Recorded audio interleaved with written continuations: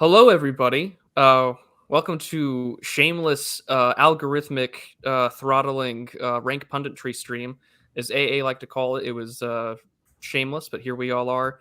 We're all here for the same reason you are. The alleged opinion that would allegedly strike down Roe v. Wade in regards to the Dobbs versus Jackson Women's Health Organization case that has been already argued, was expected to come out next month, has been leaked to the press.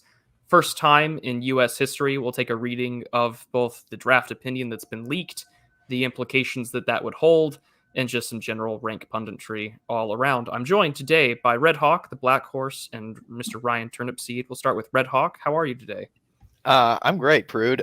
This is going to be absolutely hilarious, and I'm looking forward to all the reeing and the white knights and the screaming all around. So It'll be fantastic. Black Horse, how are you?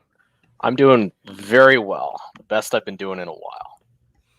Wonderful to hear. And Mr. Turnip Seed, how are you? I'm doing just wonderful. How are you doing, Prude? I can't complain. Like seeing this, I saw the Twitter thread in our wonderful group chat, and it was immediately like, what a wonderful white pilling success story. And then I went through the thread. It's like, oh, this is the first time that this has ever been leaked in court history. And I was like, oh, so this was leaked on purpose. And we're gonna have more state-sanctioned violence, just like we saw in 2020, just like we saw in every other time that there's been major political upheaval in this country. I can't wait. Here we go.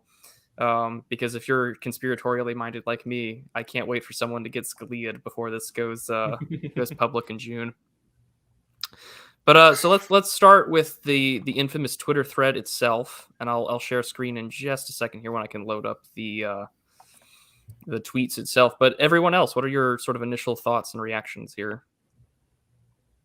Well, I guess I'll start by saying I'm skeptical of this, that this is actually going to go through. This seems like some kind of leak of some kind, intentionally done for, political purposes, as we all know. From my angle of this thing, abortion is the central sacrament of gynocentrism. It is the ultimate expression of hypergamy, and women quite literally get to choose who lives and who dies. And this just holds up the entire promiscuous feminism culture that we have these days. So if this goes, then they're going to have some serious problems. So I'm skeptical of this going anywhere, but I'd be very pleased to see it go. Yeah, so here was the news that broke earlier today. This happened. I'm in Central, so this was just earlier, about an hour ago at 7:39 was the article. The Supreme Court has voted to strike down Roe v. Wade according to an initial draft of majority opinion written by Justice Samuel Alito, obtained by Politico.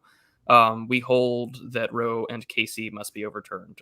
Casey versus Planned Parenthood, a case not too long ago. And to go down the line, here's the reason why this is interesting. And this is the most important line, I think, out of this entire Twitter thread.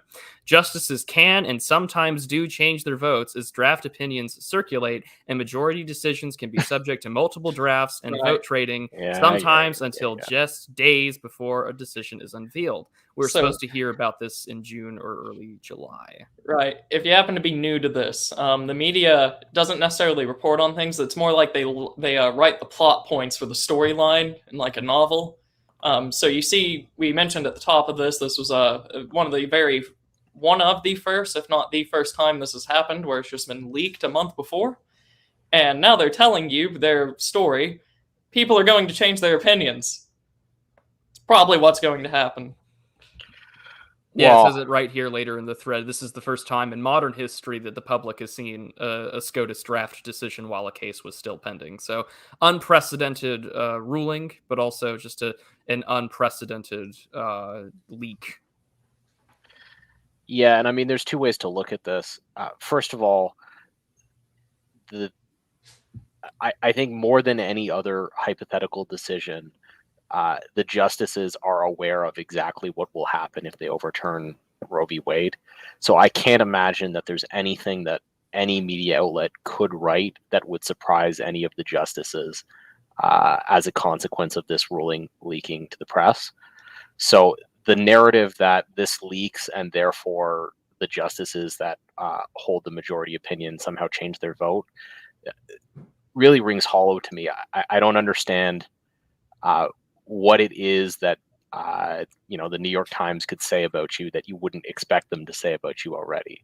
It's not necessarily the media saying mean things about you. It's more just that, like, they can incite a mob. Like, they've already shown that they can get a mob up there into the Capitol and just kind of direct it along as it should go. So if the media were to, raise a storm, which they've done before in U.S. history many, many times, it's entirely possible they could just, cause the untimely passing of a justice. I wouldn't even go that far. I mean, this is going to be like St. Floyd 2, Electric Boogaloo.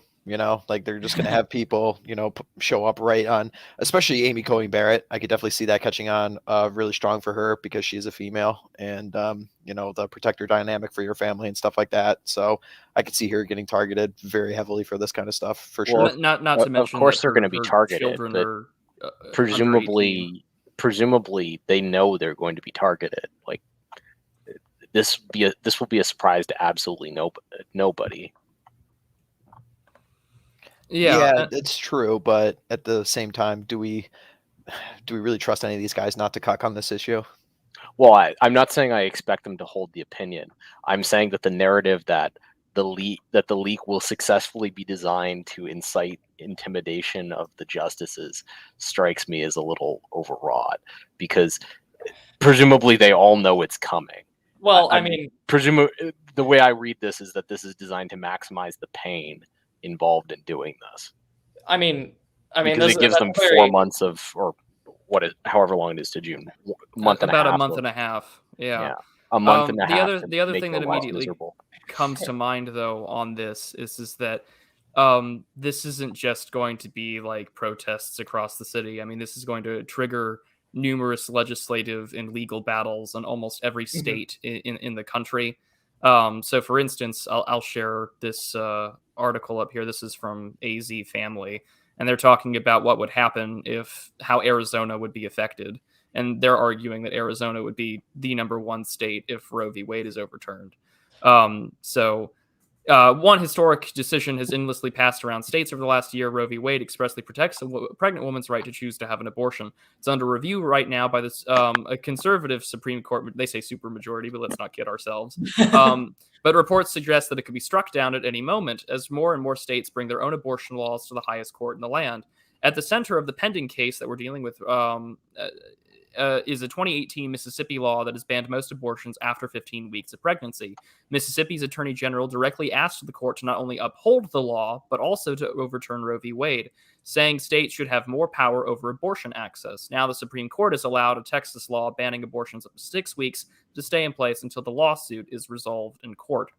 So to find out which states would be most affected by this decision, Stacker, who I'm assuming is one of their journalists, consulted a July 2019 study published in the Reproductive Health Journal Contraception, updated in 2021 by Caitlin Myers, a professor at Middlebury College. The study analyzed the impact of a post-Roe world by analyzing states' current laws and political climate to identify states that would be at high risk of outlawing abortion. 8 states still maintain so-called trigger bans or sunset laws, as I knew them, that would immediately outlaw abortion if Roe v. Wade were overturned right then and there. Based on other information, any state could quickly enact similar restrictions. So, I mean, we're in a place where a lot of these legal battles could still come in place, or that they would be immediately to act. I know that the Guttmacher Institute, this is one of those pro Roe v. Wade sort of uphold women's reproductive justice kind of institutions, that talks about that their analysis. This was from April 19th of this year. They said our analysis has been updated to reflect Wyoming's enactment of a trigger ban in March 2022 that has moved the state from a category likely to ban abortion to certain to ban abortion if Roe v. Wade has been overturned. And they state that here, I'll just bring up their little graphic here, because they're talking about virtually half the country, a little over 26 states, would be here to ban abortion. This is where you are. So you can see most of the Bible Belt, Wisconsin, Michigan, Ohio, Indiana, West Virginia, Tennessee, Kentucky, Missouri. Most of the state, this looks very similar to a certain electoral outcome in recent years. So surprised I haven't put Kansas into the list. I would imagine because it has a Democratic governor. Yeah, but that seems like saying that like a state right now that has like a Republican governor on like the sort of close to the East Coast could never change. Feels a little bit Well, also probably a lot of these laws for sunset or trigger laws were passed somewhat in the immediacy and the reaction to Right. Roe v. Wade. So you're dealing with laws that have been now subject to 50 years of legislative sessions, judicial history, courts upholding or striking down these laws. So that doesn't surprise me actually that some of these states may have already had it. But they talk about states certain to ban abortion.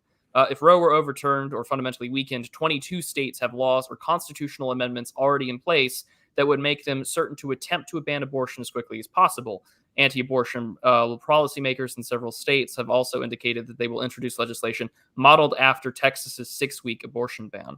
By the time the Supreme Court hears oral arguments for the Dobbs case, which they already have, there will be 9 states in this group that will, with an abortion ban still on the books before Roe v. Wade.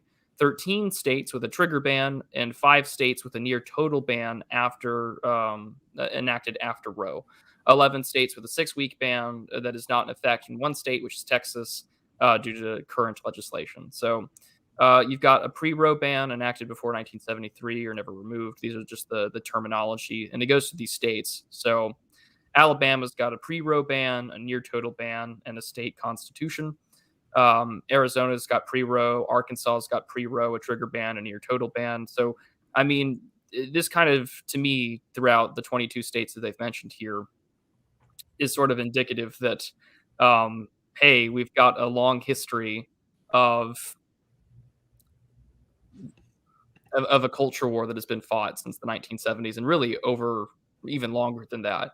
In one of the earliest videos I ever did, right, was the discussion over the slippery slope and the logic really that led to the 14th Amendment's due process clause for a fundamental right to privacy goes back a decade earlier in Griswold v. Connecticut about the private use of married couples using contraception within their own domicile. And the objectors to that case, which I'm trying to remember if it was Justice Black or not, but he had said that couldn't this logic also be used to one day legalize abortion, which had been reassured to him that it would not be. But within almost 10 years, that kind of logic for a due process clause and invented, more or less, as some abortion critics will tell you, an invented right to privacy out of the 14th Amendment indicates that, yeah, we got there in less than 10 years. Sort of illustrates that once things are up for debate, you typically lose them rather quickly. Any thoughts here, gentlemen? Yeah, I think you're going to see legal wrangling in more states than the list that have, an explicit trigger ban, but hard to say which states those are going to be. Yeah, no, I mean, and that's the other thing is that what's the word that I'm looking for here is just how many states have Republican legislatures is really that's the next thing to look up here. Well, the other interesting thing is some of these states that have trigger bans, presumably they've had trigger bans for a long time, and the legislature may not have taken them up recently. This may trigger some of the states that have trigger bans to decide to reverse that decision. Yeah, I would imagine for sure that whatever we get out of this is going to be just nonstop political protests, lawsuits filed almost immediately. I'm sure that there are already injunctions or lawsuits that have been prepped and ready to file as soon as this court case is coming in. Yeah, Right. that would be what I was thinking about, just up from like the tactics side of this. What you'd be looking for this is like a watershed moment, like which one of these states is going to be the first one to actually go out and challenge this, and then some of the other ones might follow suit around with it as well. And maybe Turnip could chime in on this because I know Oklahoma's been making waves in this front. So Before we got onto that, though, I was more going to talk about the fact that you can't just do party analysis on the state level because there's a lot of the heartland and in the South, where the sort of far left that you see on the federal level hasn't taken over the local Democratic parties. So you actually do get the enigma of a pro-life Democrat on the state level. Oh yeah, those definitely exist, even here in Texas. So it's a very muddy thing once we take this out of a federal purview and into a state purview. We can't just look at does the state have Republican legislators? It's more like you have to. Well, Go the on. other thing is like Republican legislatures versus Dem legislatures. In both cases, when it actually comes to making a decision, their opinions might be different than what their opinions were on paper when that decision was out of their hands, right? Yeah, So I agree wholeheartedly. as soon as the power actually passes into their hands, they might suddenly decide that they love abortion. Well, I find that very hard to do. On the state level, what you tend to have, at least by experience, is they actually do seem to mimic a lot of the population's actual beliefs much more effectively than anything on the federal level. Right, So, and in Oklahoma, I bet you that means that they're all very pro an end to abortion, but there are states that are less solidly culturally red than Oklahoma. right, I understand that, but in the heartland or in the South, places that still have a very large religious presence, I don't think it's going to be a coherent thing to just look at party lines once the power passes down. I think that it's utterly going to fall apart because I don't see them completely. I don't see this falling to a partisan issue on the state lines, at least by party. Now with Oklahoma and all the other stuff where you see people going to the legislature and actually trying to end it while the law is still in place, that is something where you just do need a full, basically untainted state like it might have been decades and decades ago. That's a very rare thing, as you've seen. There's only a few states that are actually pursuing this. That's a much less muddy picture that's being painted there. There's only a handful that would ever do that.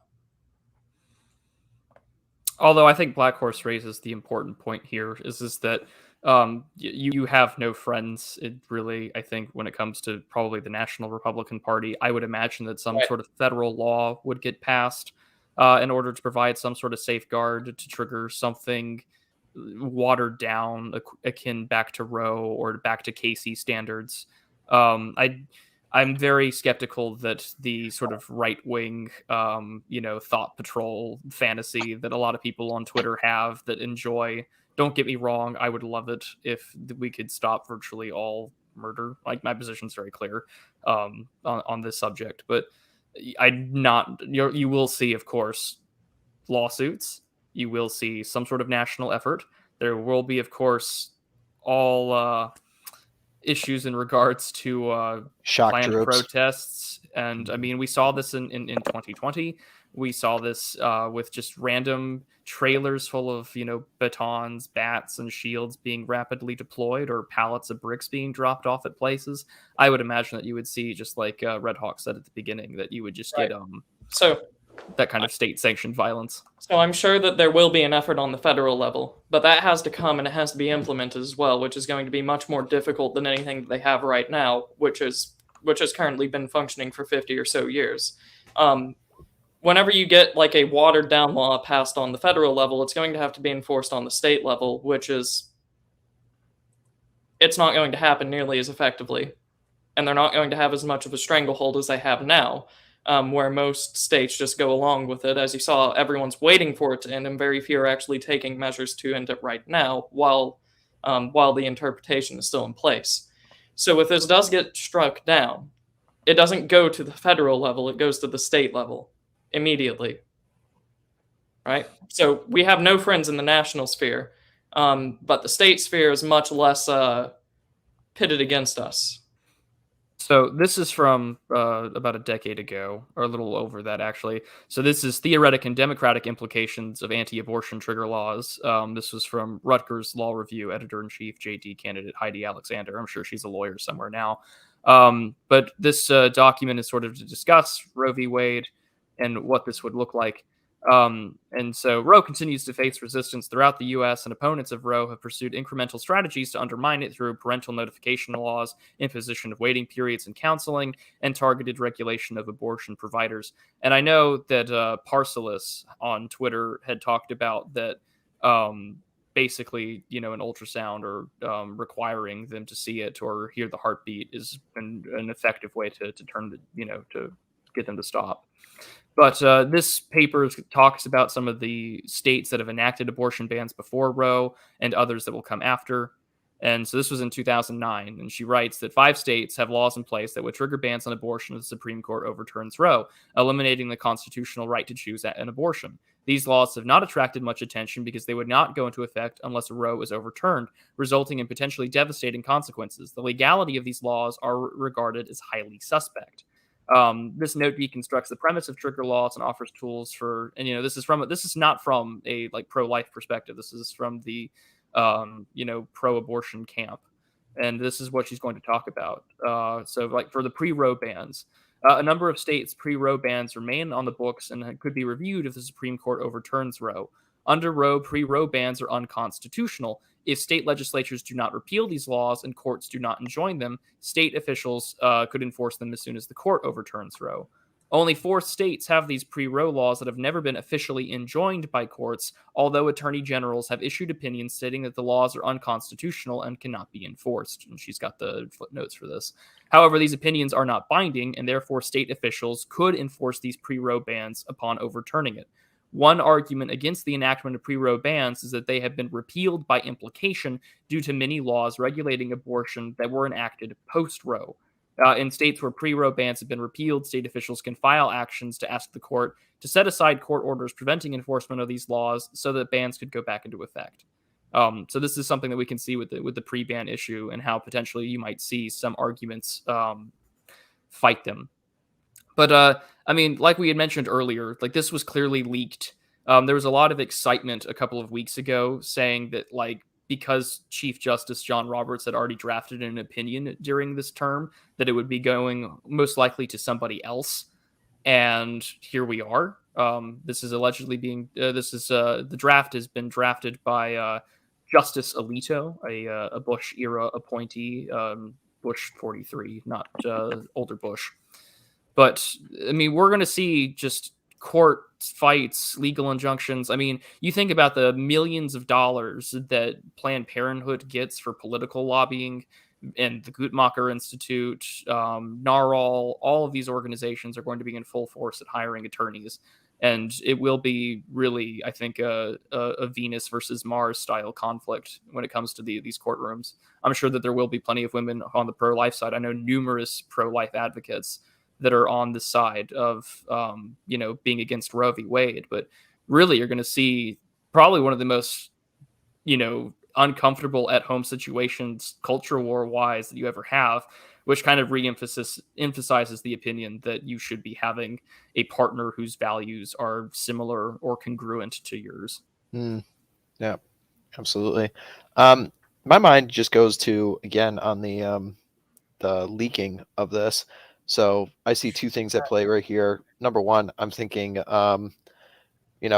was probably some, feminist clerk of some kind that leaked this, obviously. But also, I'm curious as to what the regime does with this, because this can easily be a program, NPC, meaning unplug. Ukraine narrative has run its course. Now we're plugging in Roe v. Wade in case for the fall term here that the Democrats seem to be not looking too good on that front. I know we're largely divested from, national politics in this sphere, but it still is something interesting to look at and see them rally their base to a cause. So, never let a crisis go to waste, right?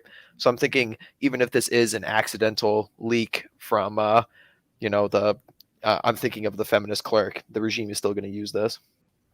So if if I may, it is a very old. It never happened on the court, but it's a very old Dixiecrat trick to leak things and then to put their own spin on it and then to take it back home and rally their base around them. That was just something that was played from, I want to say, the 1940s up until maybe the 1970s or so, just barely after the just barely after the Nixon presidency. I doubt that it was necessarily that the clerk just has some really strong ideological opinions that they just can't not see get out to the world. So what I instead think is I think this is just a pure party intrigue in politics. Some low-level clerk, not low-level necessarily, they're in the Supreme Court, close enough to see this. But it's not like one of the chief justices or anything have leaked this. They never do that. You don't want one of your major players going down because of some sort of misconduct, if that was how the system worked. It's going to be some nameless clerk that we don't have, knows how party politics works, especially in this tradition. And this is very reminiscent of all of that. That's why I say that's why I've said what I've said.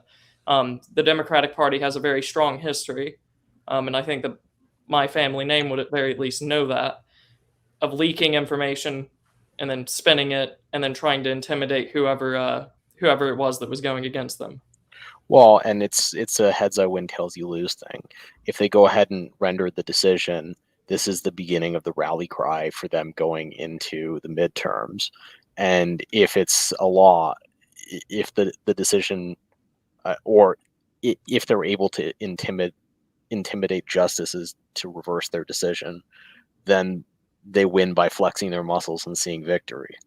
Well, I don't think that that's necessarily true with the rallying cry into it's a rallying cry into the midterms, but that doesn't necessarily translate to success. Well, they think it does. It's success for it. It will be a rallying cry to boost up fundraising, to get people on the ground, to stuff boxes.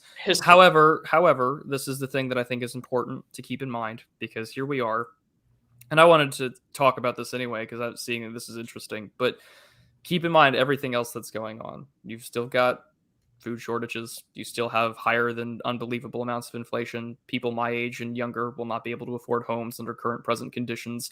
I know a lot of realtors that are saying that they are not expecting a burst in the market anytime soon. And all while the war, like Nancy Pelosi, was currently in Ukraine talking to Zelensky today. And this does feel very reminiscent about sort of the war of distractions that came in 2020. Oh, we've got riots. Oh, we've got a pandemic. Oh, we've got fortification. Oh, we've been banned for talking about the actual origins of, certain, diseases. Oh, we've got the problem in regards to X, Y, and Z. And I mean, it's very easy. And I think Charlemagne had said it in chat about like dividing and conquering. It's just that a lot of things that are going to be out there are going to be really excellent distractions to what else is going on. And don't get me wrong, there's a lot to talk about here because this is going to cause political upheaval. There will be threats. There will be violence. I'm sure that there's already protests right now in DC. I haven't checked the news, but I'm sure that something's rallying up to have happen. But this is going to, for sure, keep things in a way that their patronage system of high, low versus middle continues, because considering certain demography and statistics in who partakes in abortion, which is really just healthy, wealthy white women at the highest brackets, and then we know that African Americans tend to be at the lower income bracket that are also some of the highest participants there. You're going to see again that high-low thing play into this part here. Don't get me wrong, this is, I think, important for us as cultured people, because we noticed in Virginia, we noticed that what actually gets people to give a shit is culture. Orrin McIntyre said this on Sunday, that culture is a really good way to do it. Like, yeah, Chris Rufo doesn't say the words that we want, but I think that he does listen to people when it comes to like Corey DeAngelis or even Curtis Yarvin about the importance of institutions, not just law. So I think that we are going to see this really crank up the high-low versus middle up to 11. Hold on, because historically, looking back at midterms and elections and court decisions, what you see is the court decision usually feeds into the same opinion getting voted in on the ground level. Because during the entirety of the desegregation era, you didn't see a resurgence in the Dixiecrats just completely taking over the Democratic Party because of a integrationist policy being pushed on the court level. What you saw was a complete takeover of the Democratic Party by civil rights types. Well, so one of the things that I to bolster Ryan's point, if you look at polling, and polling isn't always the best indicator of public opinion, but it's certainly the case that over the last 20 years, the pro-life side has made a lot of gains. Just from a raw numbers point of view, they've had a lot of success in persuasion over this issue. So the playbook of running fear of the end of abortion might work very well for the Democratic activists, but actually in the general population, that might run against them really for the first time in a very long time. And Ryan's point here, where legal decisions usually occur as a result of underlying changes in the opinion of the powerful in various jurisdictions, very similar dynamic here could play out. So to entertain it and maybe to play devil's advocate, so to speak, say that historically there's precedent for that. You're correct. But like I had mentioned, like we talked about these bans in 26 states that are going to take place. I mean, really, it's just going to formalize, I think, somewhere of the dividing electoral and cultural lines that we've already seen, like we mentioned with the map earlier. Because I mean, like California has already declared itself to be an abortion haven state.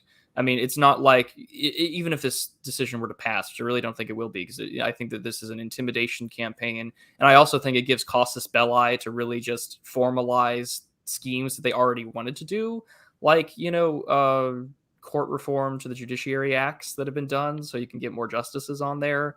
So like, why not?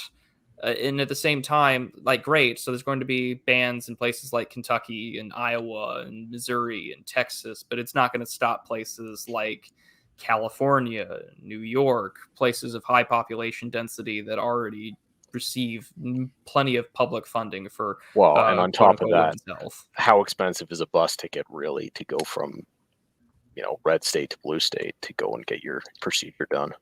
Well, that was an argument made, I think, in the late Obama administration, where that was being used when they were trying to, when certain abortion laws were being argued before the court, that, it's for the measures of safety, which was happening during was the argument made, I think, by some Texas Solicitor General and some attorneys. And the reply was, well, if it's a matter of safety, they can just go elsewhere. Then really, I mean, how are you making the safety argument? Which is something I remember hearing in a sort of in the audio hearings of of those previous cases. I, for one, just think that all of this does is like really just crank up the heat to 11 domestically, and it does serve as sort of a very nice, chyron to run on news outlets. I'm sure Tucker Carlson will talk about it tonight or tomorrow, and it'll be a good way for, like we said, this is rank punditry. This is what we're doing. I just do think that a lot of the high-low versus middle stuff is still going to be here, and I think that some of these implications that you're talking about we're just going to see them play out in a much more animated and a much more violent way, because this is like one of the most fundamental issues that the left has put itself on. This is a sacrament to them, and here we are. Right, and I don't know I believe it was early 2019. Around May, when we had the sort of Alabama and Georgia lawfare surrounding abortion and all that stuff. And it was also a talking point there. It was like a hyperbolic talking point where they were saying, like, what are you going to do? Inspect everyone that crosses the border to make sure that they don't go out and then come back in. The idea has floated around in popular conscience, I think.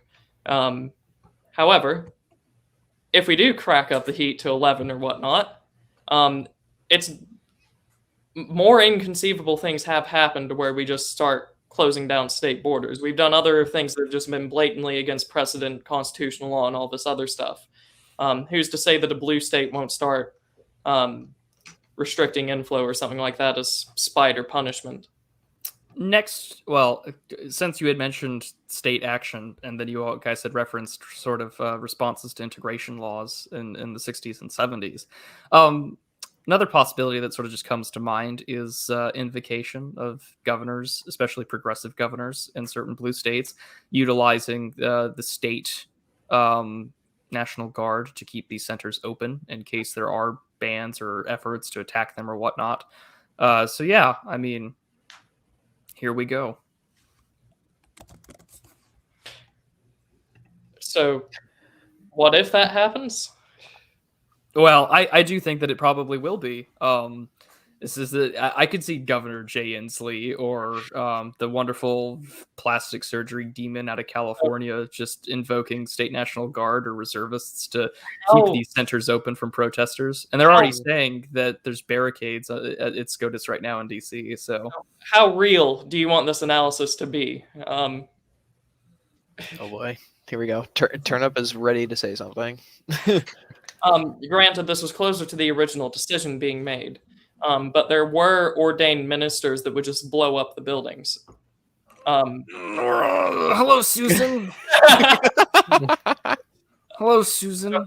Not that I would ever condone or support such illegal and illicit activities, especially not with such esteemed gentlemen on here. We are all very law-abiding, very legal. Let's not redo Well, your first I AA will appearance, Turnip. I will say that if you want to mobilize hard power on the right, there is no bigger issue that will mobilize.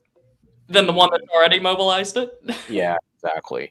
There's no bigger issue for mobilizing the ground troops of sort of the RNC as a separate, as a second political entity than this.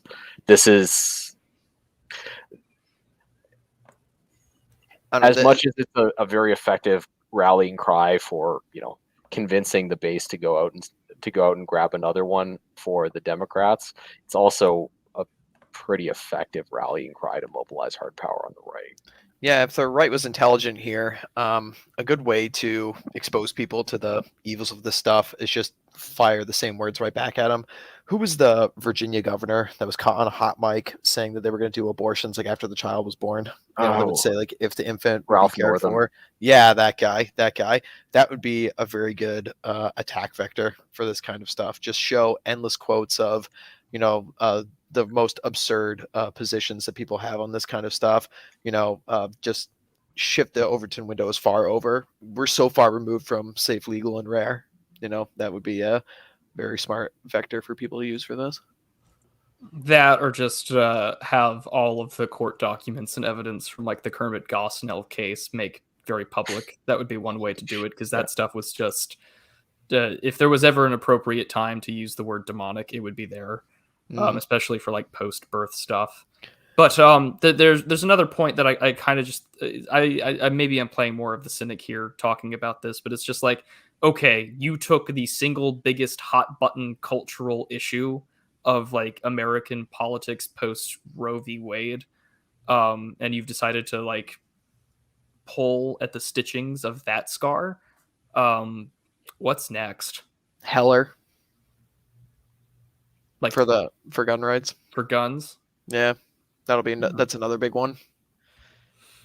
But this is the thing. Is that I'm just thinking, okay, you know, we've had other media bring ups and pull outs. I'm just curious what could be next.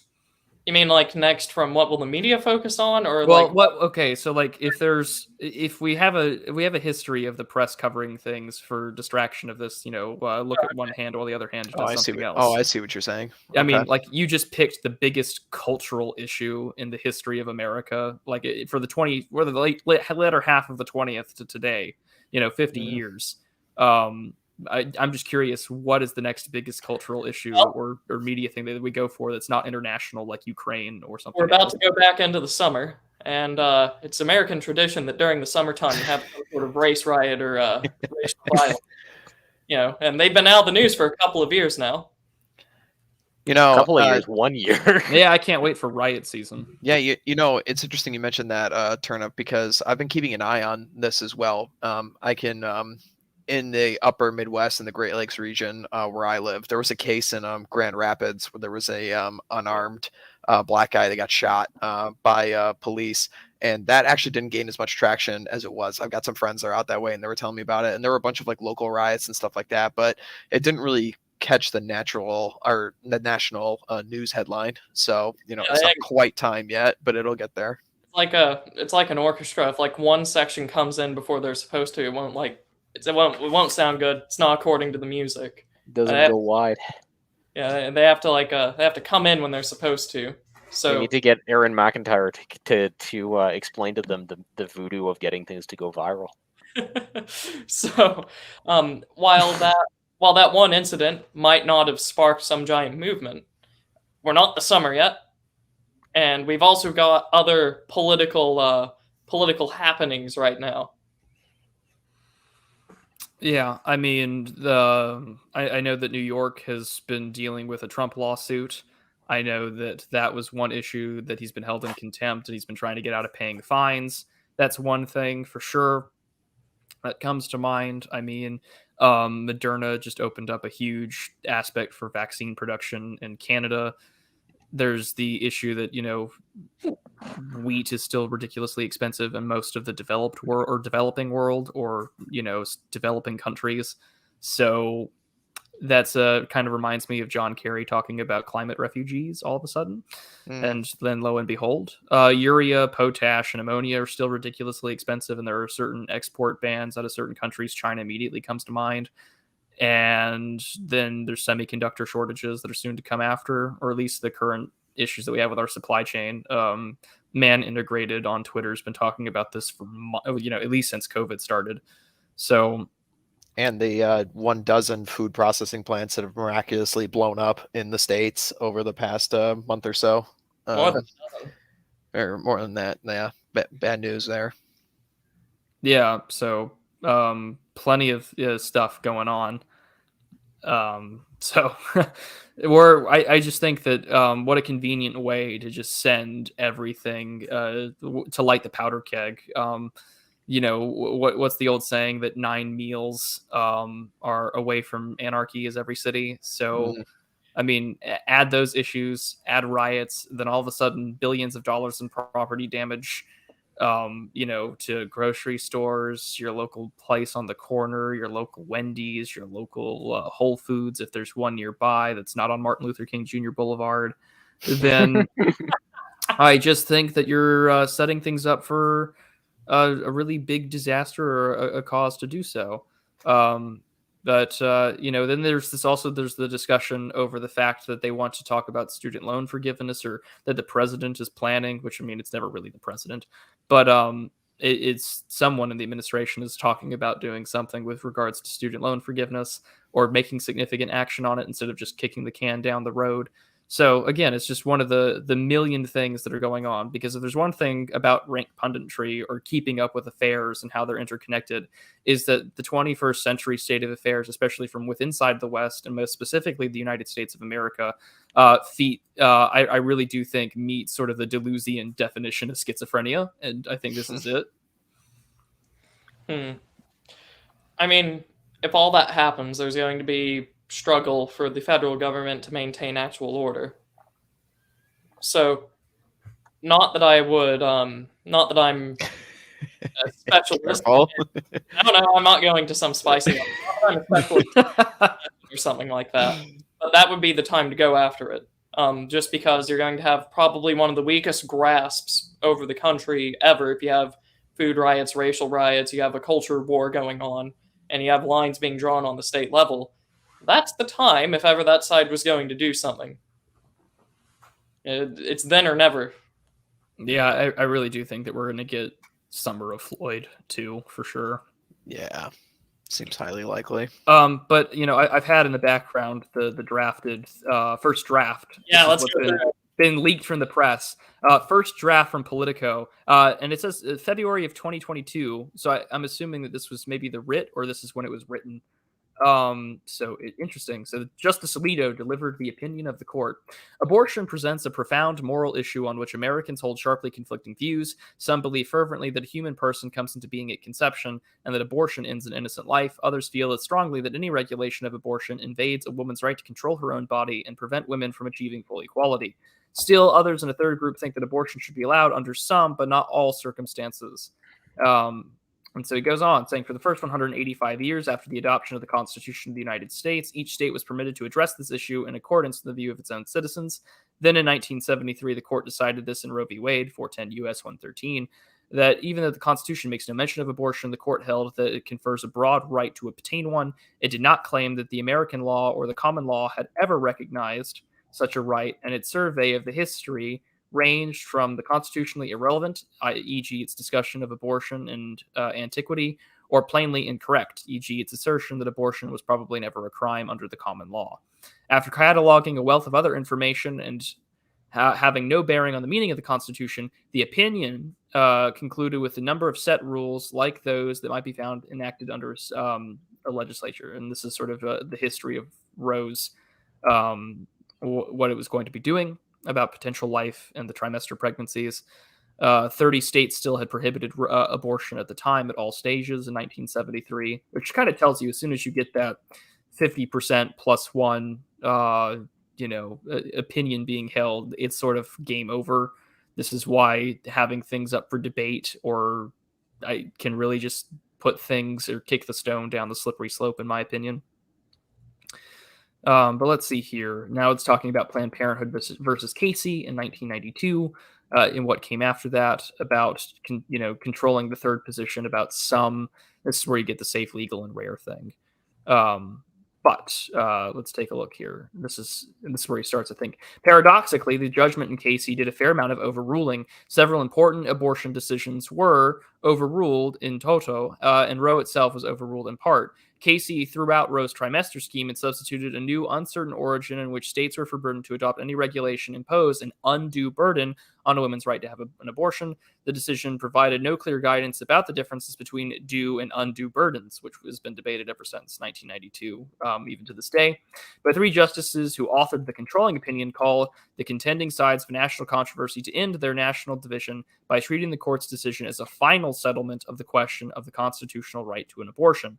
As has become increasingly apparent in the intervening years, Casey did not achieve that goal. Americans continue to hold a passionate and widely divergent views on abortion. Any state legislature has acted accordingly. Some have even enacted laws allowing abortion with few restrictions at all stages of pregnancy.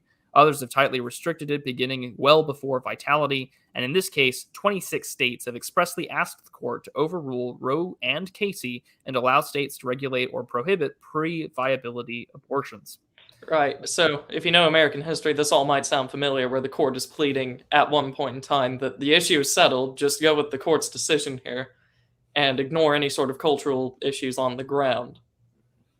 Right. Happened a few times, and I've already been spicy enough. We'll not bring up a few of them. Yeah, I mean, plenty that I can immediately think of in antiquity, or at least in the 19th century that immediately come to mind. But continuing on, before us now it's one such state law. The state of Mississippi asks us to uphold the constitutionality of a law that generally prohibits an abortion after the 15th week of pregnancy, several weeks before the point which a fetus is now regarded as viable outside of the womb. In defending this law, the state's primary argument is that we should reconsider and overrule Roe and Casey and once again allow each state to regulate abortion as citizens wish. On the other side, respondents and the Solicitor General ask us to reaffirm Roe and Casey, and they contend that Mississippi law cannot stand if we do so. Allowing Mississippi to prohibit abortions after 15 weeks of pregnancy, they argue, would be no different than overruling Casey and Roe entirely. And the references to various briefings that have been sent in. They contend that no half measures are available and that we must either reaffirm or overrule Roe and Casey. And a lot of this was also done during the Texas case that was done that, that essentially put Roe and Casey in the crosshairs, but that's sort of sidetracked. We hold, and here's the big part, we hold that Roe and Casey must be overruled. The Constitution makes no reference to abortion, and no such right is implicitly protected by any constitutional provision, including the one in which the defenders of Roe and Casey now chiefly rely on, the Due Process Clause of the 14th Amendment. That provision has been held to guarantee some rights that are not mentioned in the Constitution, but any such right must be deeply rooted in this nation's history and tradition and implicit in the concept of ordered liberty, Washington versus Glucksberg in 1997, internal quotation marks omitted. The right to an abortion does not fall within this category. Until the latter part of the 20th century, such a right was entirely unknown in American law. Indeed, 14th Amendment was adopted. 3/4 of the states made abortion a crime at all stages of pregnancy. The abortion right is also critically different from any other right that the court has held to fall within the 14th Amendment's protection of liberty. Roe's defenders characterize the abortion right as similar to rights recognized in past decisions involving matters such as intimate sexual relations, contraception, and marriage. But abortion is fundamentally different, as both Roe and Casey acknowledged, because it destroys what those decisions are called fetal life, and what the law now before us describes as an unborn human being. So that there's your big reasoning right there on page 5 of 98. I'm sure the rest is case law and citations to back it up. But You can here we are. You can tell it's written by Alito because it actually references U.S. history and precedent and actual common law tradition. You can tell it's no one else on the court just by that fact alone, I think. Yeah, I have not seen any mainstream media. I saw this Politico tweet, and I thought, well, let's have a fun discussion here. Because, why not? We did this with Kyle Rittenhouse, and we've done it with when the invasion of Ukraine broke out in February. So I both love and hate doing great punditry. But if there are people saying that it sounds like it's a done deal, I'm not particularly certain. I would imagine, like, if there's already barricades in front of SCOTUS, like someone in chat was saying, then I'm certain that there will be protests and political violence either tonight or tomorrow, and that there will be rallies in every major Democrat city, which is almost all of them, except Jacksonville, which has a Republican mayor. But even then, there will be riots and rallies tomorrow in every U.S. city. Yeah, it'll be Women's March 2.0. More pink hats, I'm sure. Yep. Unlike certain other displays or demonstrations, those don't tend to break as much property. True. Well, They're definitely more cringe, though. They are. That is very true. They don't usually pose as much of a threat as other demonstrations. Now, I think it would be good to go through what are these people so worried about, what immediately happens on a practical level. We discussed trigger laws and all this other stuff, but what do those actually entail? How do they get enforced? How will the legislatures react, etc.? Well, like you had said, it'll be a little hard to tell on the basis, right? Because there are some pro-life Democrats in red states. The Democratic Party and the Republican parties of various states are not as different to what the national one is. Texas's state legislature gets a little more gung-ho about things than when it does when it talks about federal offices. But to go back to the Guttmacher Institute, in those states that still have some abortion bans, I'm going to change share screen elsewhere here. But I mean, keep in mind, just in the context of all of this happening in the background, ladies and gentlemen, there's also the call for $33 billion to be given to Ukraine. Nancy Pelosi was there, and they had a lovely picture where it looked like neither Nancy Pelosi nor Zelensky really wanted to be there. So that comes to mind. And India is still buying oil rather cheaply. There's massive riots going on in Pakistan because Imran Khan was basically forced out of office by a procedural no confidence vote that he claims was pretty much engineered by the United States. There's been massive riots and protests there every time he holds a rally. So lots and lots and lots of stuff going on in the background to this. But in regards to the states, back on this subject, these are some of the states that, let's mention up here. These are the states that have some sort of bans in place in case Roe is overturned or what they've done so far. Now, this was in 2021 on October 26th, so this is a little aged. But these are pre-Roe bans, trigger bans designed to be triggered if Roe is overturned, near total bans, 6-week, 8-week, and state constitutions bar protections to abortion rights. So, right. So go on. It might be good to clarify. We have a lot of states with pre-Roe bans that might have since changed culturally or legislatively. In theory, like we don't necessarily have to go on the ground and analyze which specific states. Like I'm sure there's going to be a lot of battles in Arizona, for instance. Oh yeah. I doubt that they're as conservative as they might have been 50 or so years ago. So what would it look like if Roe gets struck down and we have a state that has a pre-Roe ban and culturally it's completely changed and they try to overturn it? Like, because I imagine it's probably not going to be on the ground that they just start enforcing the written law, even though no one actually agrees with it in the state. Well, here's a great example. Number 4, Georgia, 6-week ban. Georgia, of course, we know had those runoffs to which both Purdue and the woman that ran had lost. And you've got Al Warnock and the really pencil-thin white guy. His name escapes me. But I remember infamously Michelle Goldberg of the New York Times writing about the Georgia runoff election results, saying that, hey, we can replace them. So, I mean, I think if you're going to see a state where there's already a precocious election coming up, this gubernatorial election in this state, that, yeah, I don't think the 6-week ban is going to start going for it. John Ossoff, that's his name. Thank you, chat. So that's really the question also on these issues. It's not just the legal fights. It's do any of the governors have the cojones to do as the law tells them and to enforce it? Yeah. Or will they bow down to political protest and violence and whatnot? Because the governor in my state didn't do much when Shelley Luther got arrested. It took a while. She spent 3 days in jail, I think, for having her hair salon open while Dallas County had restrictions. It took him a long time to sort of listen to the right of his party base and take action. And I don't think it was until this year, where I think he's up for re-election, that he's really done anything remotely like right wing to just give a little red meat to the base like they always do. Well, So I think it's worth taking some time here to recall the consistent data that you get on the actual people occupying these offices. So there's that famous study in the UK where the average Conservative MP is culturally left of the average Labour voter.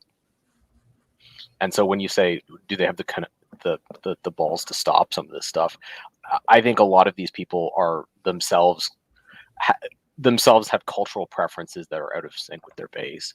So it's not even that they don't have the bravery to do it. They're not interested in doing it, and will only do it when they find themselves in a political situation where they believe they have no escape.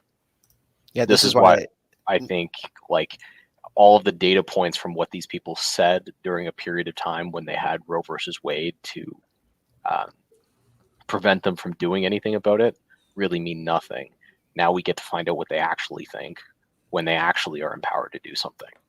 Right, that's why I was saying hypothetically, because the next question I was going to be asked practically, what does it look like whenever this gets struck down and we have a pre-Roe ban or something like that, and the state actually wants to enforce their ban? Right, because it looks like you have a confrontation in the state legislature, because I bet you a lot of these state legislatures that have pre-Roe bans, they will make legislative changes in order to prevent abortion from being banned, because the preferences of the people in the state legislature suggest that that's the correct course of action. Once again, that takes time. Like I'm speaking like the immediate, because that's just something that everyone neglects. Well, but remember, state legislatures, when they want to, can pass laws very quickly. I'm sure the decision, whenever it's rendered, will have an application date that's sometime in the future. I mean, you could write a new abortion law in a weekend if you wanted to. If we want to talk about this topic then instead, I don't think that it's a foregone conclusion that a lot of state legislatures with all these bans in place, should it get struck down, are just going to ignore it. I don't think that that's the case. I think that's treating them like federal politicians. That could be. I mean, I don't think all of them will. I think to reference subsidiarity, right? If you want to abide by that kind of idea, like you do have more power based on geographic proximity. So, I mean, if the media treats this like a foregone conclusion, which, I mean, take the media, of course, with not even half or a quarter or a micron with a grain of salt, then maybe, I mean, that's the way. But I think of, manufacturing consent. I think of all these things. It's just, I don't treat this like a foregone conclusion, is my gut instinct. But secondly, if it is a foregone conclusion, this is what's to happen, aside from rioting and what is to take place. If you're a fervent believer in your position, pro-life or whatever it may be, then now would be a time to really get off your ass and do something about it, because Gauntlet's been thrown down, everybody. And culture is the one thing that the right likes to cling on to. So this would be sort of your do or die moment. I recall a certain figure in the 1960s saying that the Gauntlet was thrown down, and I don't recall winning that battle.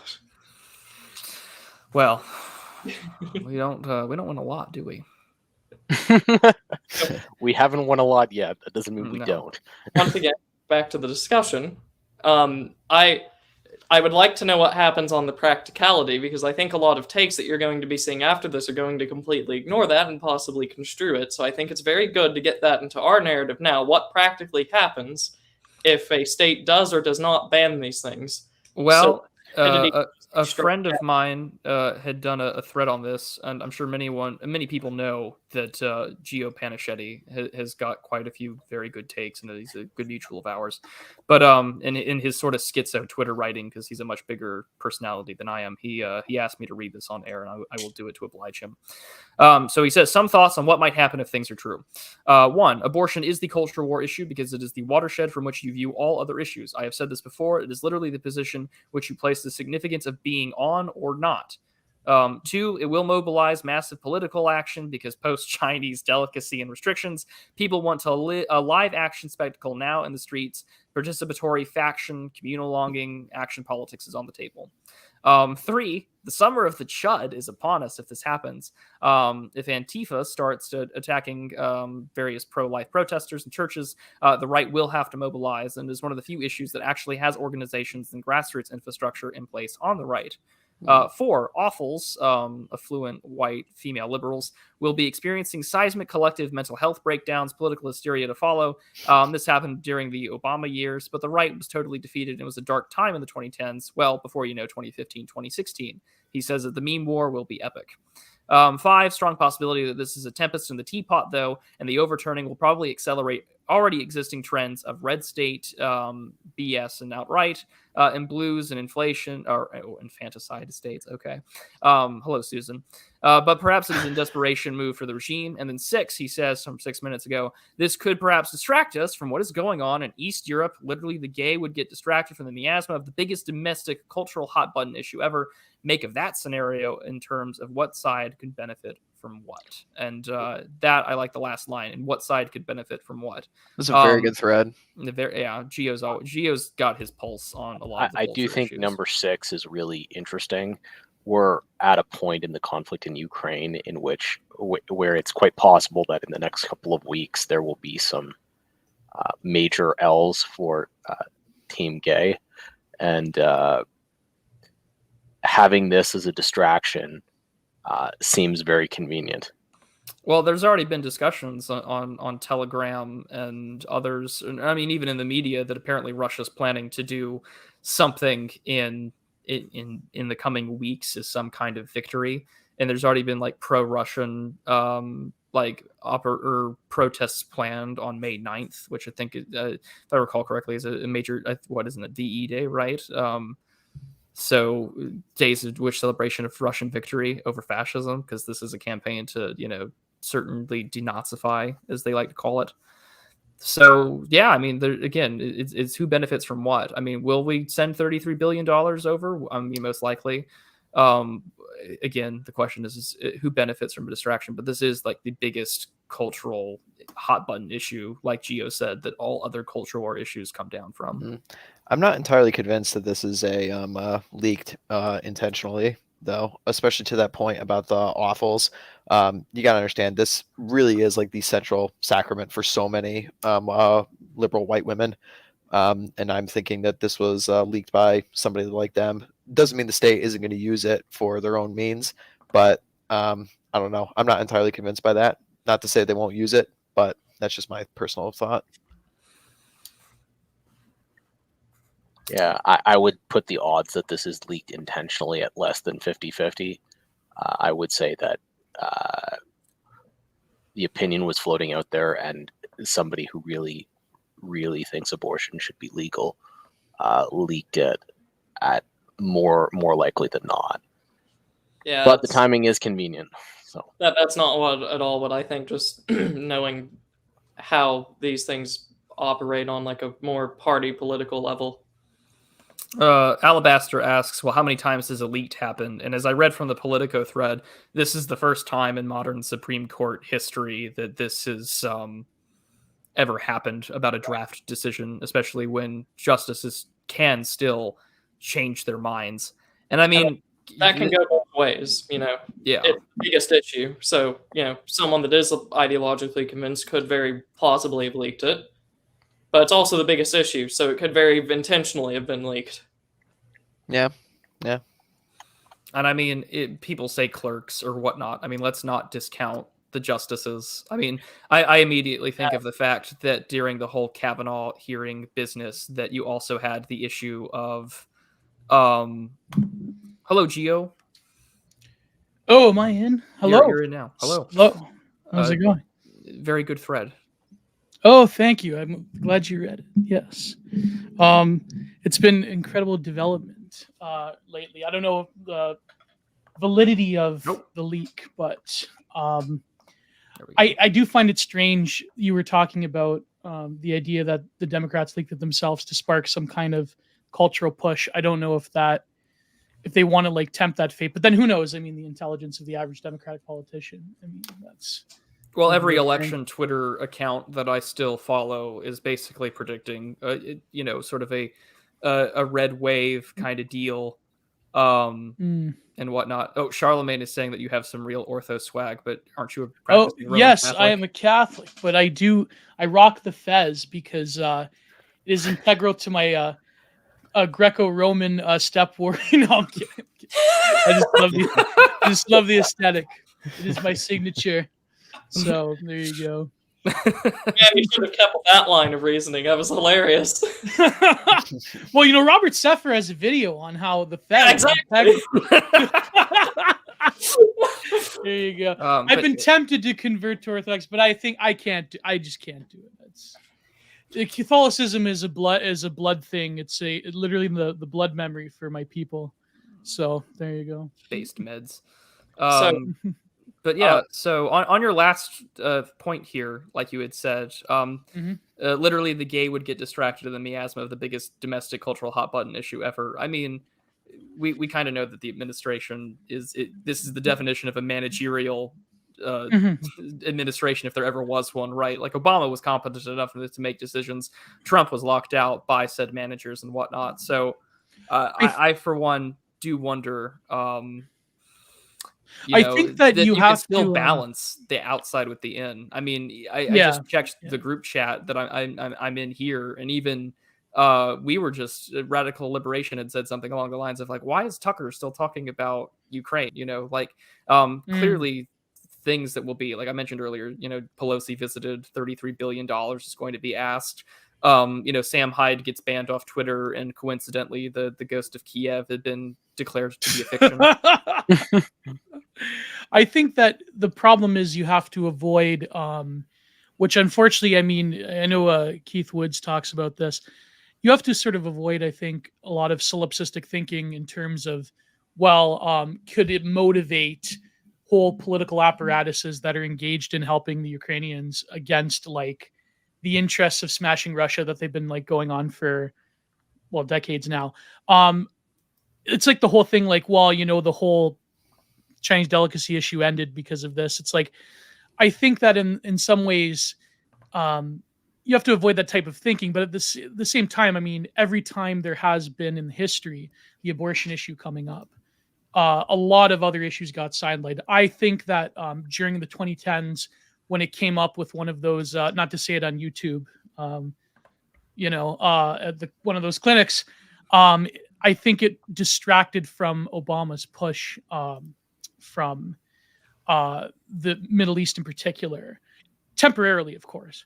But I think it seems that abortion in the American consciousness has the ability to distract and pull attention from every single other issue. Unfortunately, a lot of legitimate issues probably could get buried from it. The whole food supply issue, these factories blowing up. Purdue, the tendies, they blew up the tendies. At Purdue, the good kind. The actual, the Purdue tendies. I can't believe it's not that shitty, select brand, but like, no, but I do think that you have to avoid solipsistic thinking, but Academic Agent said something there about that. He had said that he's been going on hot takes to sort of respond to Keith and Joel. I haven't had the opportunity. Yeah, on Telegram, there's been a war with that, but I do think that it has a significant pull because it has such a, it is the paradigm from which you view, as I said, every other cultural issue, because it's a relation to it's a barometer from which you can view every other political issue as well. Because do you value the sacredness of life, or do you believe that life is there's a fluidity to it in terms of where it begins and ends and so forth? And so I think that if that were to enter public consciousness again, I mean, now that we're in this sort of like weird, place, sort of like hyper reality that we're living in, I think that things will be different than the 2010s Obama era, like complete lockdown on cultural discourse. I think that the right has enough of a capacity, hopefully, on this particular issue to really hit home and to really achieve legislative victory, which they've already had. Which, I mean, back in the day, I thought that would be impossible. Like, I remember when this happened before, like around 2012 or 2013, the summer of 2013. That was a dark time. But I'm just rambling right now, Prudential. Well, no, I also think no. You have a good point here, because like the cultural issues have the strongest tendency, of course, to overlap and play into our role in foreign affairs. I mean, Glenn Greenwald has talked at how much extent that, come 2010, 2011, in regards to we're pulling out of Iraq, but in regards to Afghanistan, women's schools, women's education, gay rights in Afghanistan, those sort of cultural liberal impulses of the administration, we put them at home and then we just exported them abroad. And I mean, it's not like these issues aren't new either. I mean, Law and Order SVU has been on the air for like a little over 20 years. And pre 9/11 episode came Sex up. sells. Sex sells, right? Mariska Haggerty, but Mariska Haggerty is talking about Afghan girls and honor killings before 9/11. So it's not like these things are, And I would say that model would happen in Afghanistan, where they tried to introduce, I forget which artist, I believe it was either Paula Rego or some other like postmodern women feminist artist. They did this model in Eastern Europe, by the way, in the 90s, where they parachuted in Susan Sontag to perform, I believe it was the Vagina Monologues, in Sarajevo and when stuff was going down. So this is the model. This is sort of like the weird derangement of the regime against their enemies. So, well, these social issues are the ones that tend to have the most effect in your everyday life, aside from the economy, which is why the economy is always the biggest issue, because inflation hits everybody. But when you're at home, I mean, everyone's going to have a conversation tomorrow with, some woman and their family about abortion. It's going to come up. It comes up at dinner tables. It comes up on dates. It comes up everywhere. This is thank you, Red huge, Hawk, huge for issue. reminding me that I work with nothing but women in my office. This will be a good time. The university campus owned. Oh, that'll be fun. But I'm now going through some of AA stuff here. AA says that he is so black-pilled that I have been unable to derive any joy from Salt over Musk or Roe v. Wade. I will not feel happiness until redacted. And then he says, he continues saying, Kuf narrative slipping, Ukraine narrative slipping, Roe v. Wade. Which again, I just kind of think, well, you now have pulled at the scar of the biggest cultural issue ever. Right. What comes next? Well, if I could, just the fact that it's being used by the media does not make it itself unimportant or a sideshow. Oh, of course not. Because the enemy does have to focus on important things eventually. Ukraine and Kuf, probably not that important compared to some of the other things they've done. Abortion, rather important, especially down from the federal level that they're trying to preserve it at. So the fact that this is being used by the enemies, basically, doesn't make it a sideshow, nor does it mean that it's completely rigged and we're never going. There is no possible way for us to succeed here. And not only that, but the fact that the media is pushing it does not make it some only pure Machiavellian game. There are some of us that have religious beliefs here. I mean, the media also makes Machiavellian miscalculations all the time. Well, yeah, they can. But, like, this isn't Machiavellian. Right? Like, we have actual religious people here that do care about eternity, do care about the lives being lost. It's not like the media is pushing some unseen, illness that's just suddenly spread around and you need to give up everything for.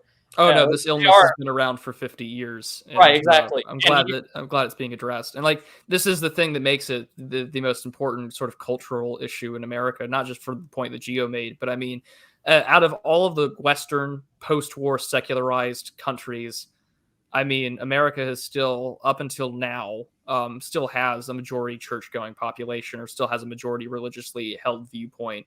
The issue of pro-life is still the Yeah. biggest issue in regards to infrastructure, manpower, the march. It'll be interesting to see the million, or the pro-life marches this year that happen, March for Life. I don't actually know if it's taken place yet already. It's in January, right? I think so. When they So normally have it? curious to see what will happen. Because this is the one issue that every denomination of Christianity in America agrees on. This is where evangelicals, Orthodox, and Catholic priests will all come together, reverends, pastors, everyone, and this is where everyone gives a joint statement, and it's just like, this is where we completely agree. But and I agree with you that this is, in America, this is the one place that you can pull it off, to have sort of the action take place. And like I said, there's already places where there are primaries happening. I mean, isn't there a primary election happening tomorrow somewhere, like Ohio, right? Ohio and Indiana, right? I think so. For JD Vance just got endorsed by Trump, and JD Vance was featured in that Vanity Fair article, right? So what a time. When does your check come in the mail, by the way? I don't. If I were getting teal bucks, Geo, I wouldn't be shilling at the end of every stream. I wouldn't be living in Canada still if I got teal bucks. I'll say it right now. If every single issue, if I were really, getting teal bucks, I would not be shilling for my subscribe star at the end of every stream, saying that you guys keep my anti-rejections medications more or less out of pocket, cost free. So take that with what you will. Also, let's face it. I'm 26. If I were getting teal bucks, I could own a house, and Lord knows that I can't. But speaking of Canada, that's a good sort of parallel, because you're going to start to see the Canada model rhetoric really ramp up, because here abortion essentially exists as a legal fiction because it's a quagmire. We don't actually have an abortion law, and if you can find a doctor that is willing to do partial birth, then they'll do it. So you'll have the rhetoric where Canada as a model is the most progressive nation compared to America, and you'll start to see I'm going to have abortion tourism in Canada. That will be a thing. Speaking of Canada, I recall last summer in 2021 that it was pretty much an open fatwa on churches in your country. Yeah, I would imagine we had a pogrom.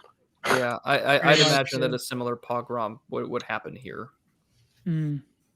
At least in the blue states that haven't already had LGBT flags go over Christian churches, which is, Well, one of the things that is unique about Canada is we have a large population of empty churches that they could attack.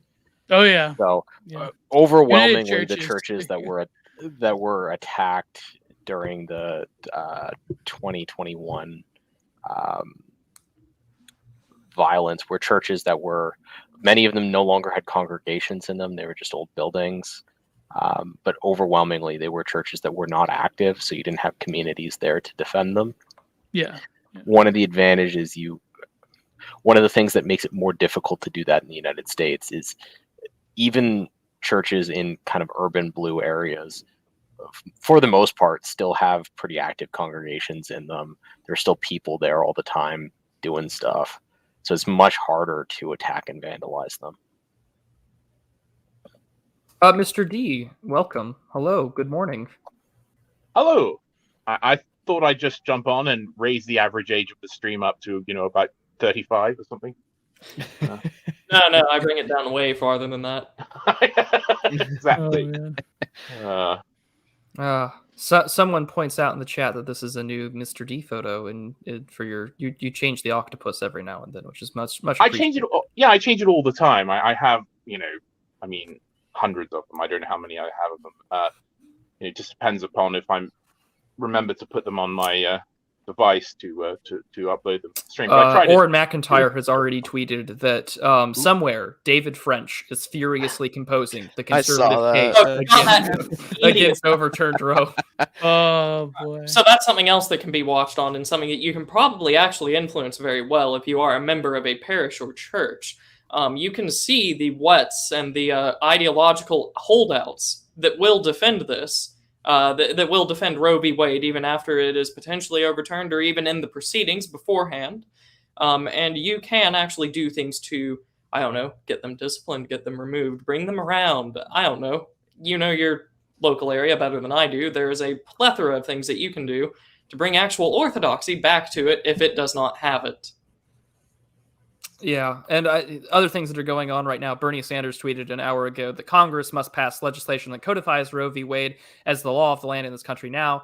And if there aren't 60 votes in the Senate to do it, and there are not, we must end the filibuster rule. Again, another costless belli to change procedural aspects. But as one of my favorite New York Twitter accounts, Upstate Federalist, quote tweets just 2 minutes ago, he says, Republicans offered to codify a 20-week abortion rule as recently as 3 weeks ago in the House of Representatives, and every Democrat rejected it, while New York went to 40 weeks. So they're ready to just to go for it. This is the only option that you guys have left, which is the national, some codification at the federal level, and I don't see that happening. Mm.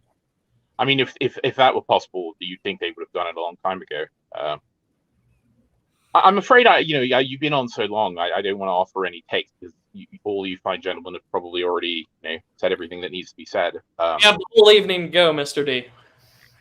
Well, it's a very curious situation. I'm very interested to see because I lived in America for a long time and have a deep connections to America. And that, I mean, as someone has probably pointed out, there's no bigger sacrament for the Democratic Party at this point than Roe v. Wade. I mean, they gave up on free speech long ago. They gave up on all the sort of other principles that they always pretended to have, and so now they've got abortion. And I'm very curious to see how nasty this gets because I think that they had a different advantage with Black Lives Matter in that they had a population that was perhaps more disposed towards violence than the middle-aged kind of Democrat woman voter would be. Glad you agree, Mr. D.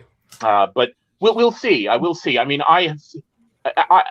whatever happens, take your blood pressure medicines, boys, because there's going to be some fucking salt flowing on social media and in politics for some time to come. Absolutely. And if you may want to shield your eyes from the fat feminist naked bodies that will be plastered all over Twitter tomorrow. I mean, that's the first thing that they always do, right? Is that any They always time get naked. they always get get naked. naked. Yeah. Yep. That's going to happen. But I mean, there's also an energy thing that I kind of noticed this in the French election where the friends of Le Pen and Zemmour were just like, oh wow, we're literally waiting for the boomers to move on so that there can be some youthful right-wing energy. And they were talking about that, ironically enough, or coincidentally, I should say, in the Vanity Fair article where they're talking about the Manhattan and the New York Young Republicans. And I think the chair of the New York Young Republicans in New York City is Vish Burra. And I remember he posted a tweet where he was literally giving a full-fledged, full-throated yelling at the podium about not eating the bugs, not living in the pod. We're actually going to take action. And we interviewed him on BTR. He was talking about that. Yeah, he's great. But it just makes me think that there's some the political climate is different, and I think that a lot of people on the right, especially after our summer of Floyd, kind of knows what's to come. Well, to piggyback also off what Dee said about how ugly this is going to get, this is going to be way more ugly than Black Lives Matter because we really need to understand actually what abortion is and how sacred it is. Quite literally, and I've made this point before on previous streams I've been on. The birth control pill in abortion is quite literally the strongest invention in human history. It's had a more profound effect than the hydrogen bomb, than electricity, than anything. Human beings are the only species on planet Earth to have 100% control of the mating process. And this is an extremely powerful weapon that women have, and they absolutely will not be giving this up without a fight. And there is implications of that sort of in the more longer term as well, especially with time preferences. Because it's going to force women, if the red states do manage to hold their laws and effectively enforce them, it forces women to deal with consequences at the very least. There is a minimum floor now where there previously was just a black hole. So I don't think it's going to force women to do anything. They're forcing them to get on a bus to go to California. Well, once again, if the red states actually effectively enforce their laws, So, Are you advocating for intrastate border policies, Turnip? I hinted at it earlier in the stream, and I actually think that it would happen first to the blue states, sort of as a retaliatory effort. If we're Well, I going, mean, I'm inclined to agree because it's just like anytime that Alabama or Texas pass some law about like, hey, we don't want the as a certain doctor likes to say, the gay disco down our throats, then we're not going to allow you to have state sanctioned travel to this country or to this state. So I mean, I would imagine that that'll definitely happen for sure. so Well, I what? think Red Hawk brings up a good. Oh, sorry, Ryan, you go ahead. Well, I was just wanting to finish that brief point there. If the red states actually do get to enforce their laws, or if they have retaliatory efforts imposed upon them by their ideological opponents, you're actually going to see someone. I would say the woman. You guys apparently would say that the woman just evades it anyways. So, I mean, I guess this is mostly a non-issue in the long term. If they actually do have to deal with consequences, you're going to see something miraculous for the first time in decades happen to the time preferences in this country, where people having to deal with consequences will actually start to think longer than like the next week. Like they will actually have to think in the long terms of their lives. That's going to be miraculous. It's going to be revolutionary, something that we haven't seen in my lifetime at the very least. Well, now that they're canceling student debt, maybe that could actually create a baby boom. Maybe, who knows? But I think that Red Hawk brings up a good point. I did this very long. D, you will like this. I did this very long article, 70 pages, about this, reviewing this gallery. This was back in 2019, before the Chinese delicacy. It was called "Abortion is Normal," and it was about, they got all the big wigs, all the heavyweights of the feminist art scene, like Cindy Sherman, Carol Dunham, and it was about this first crop of legislation in response to it in Texas and elsewhere. And it literally is sacred. It is venerated within the work of art, contemporary art, that abortion itself is the sort of weird return of the Longhouse-ism on the political left. It is the terrible mother archetype that has control over life and death, and they will fight tooth and nail to ensure that their sacrament is preserved. And I think that it's so much of a sticking point in the consciousness of the what I call the pro-death movement, in terms of their public demonstrations and so forth. One of the most gripping examples I've ever seen in my life was in Chile, I believe. No, Argentina. In 2013, there was a femen group that staged this public demonstration where it was Mary, a Mary figure, receiving an abortion. So that is how deranged these people are. That is how sick they are, because it is religiosity to them. Yeah.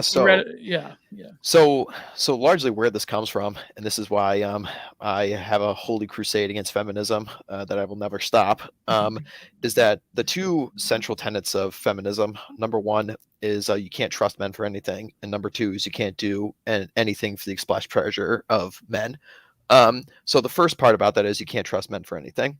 So this is why abortion and birth control will be fought for quite literally for forever, because women have been indoctrinated to, number one, go into the workforce to provide for themselves because they can't rely on men. And if you can't rely on men, then you can't rely on men to take care of you and your children. So then you are going to be stuck with this child because you can't rely on men. So you always need to have this backup option for your choices.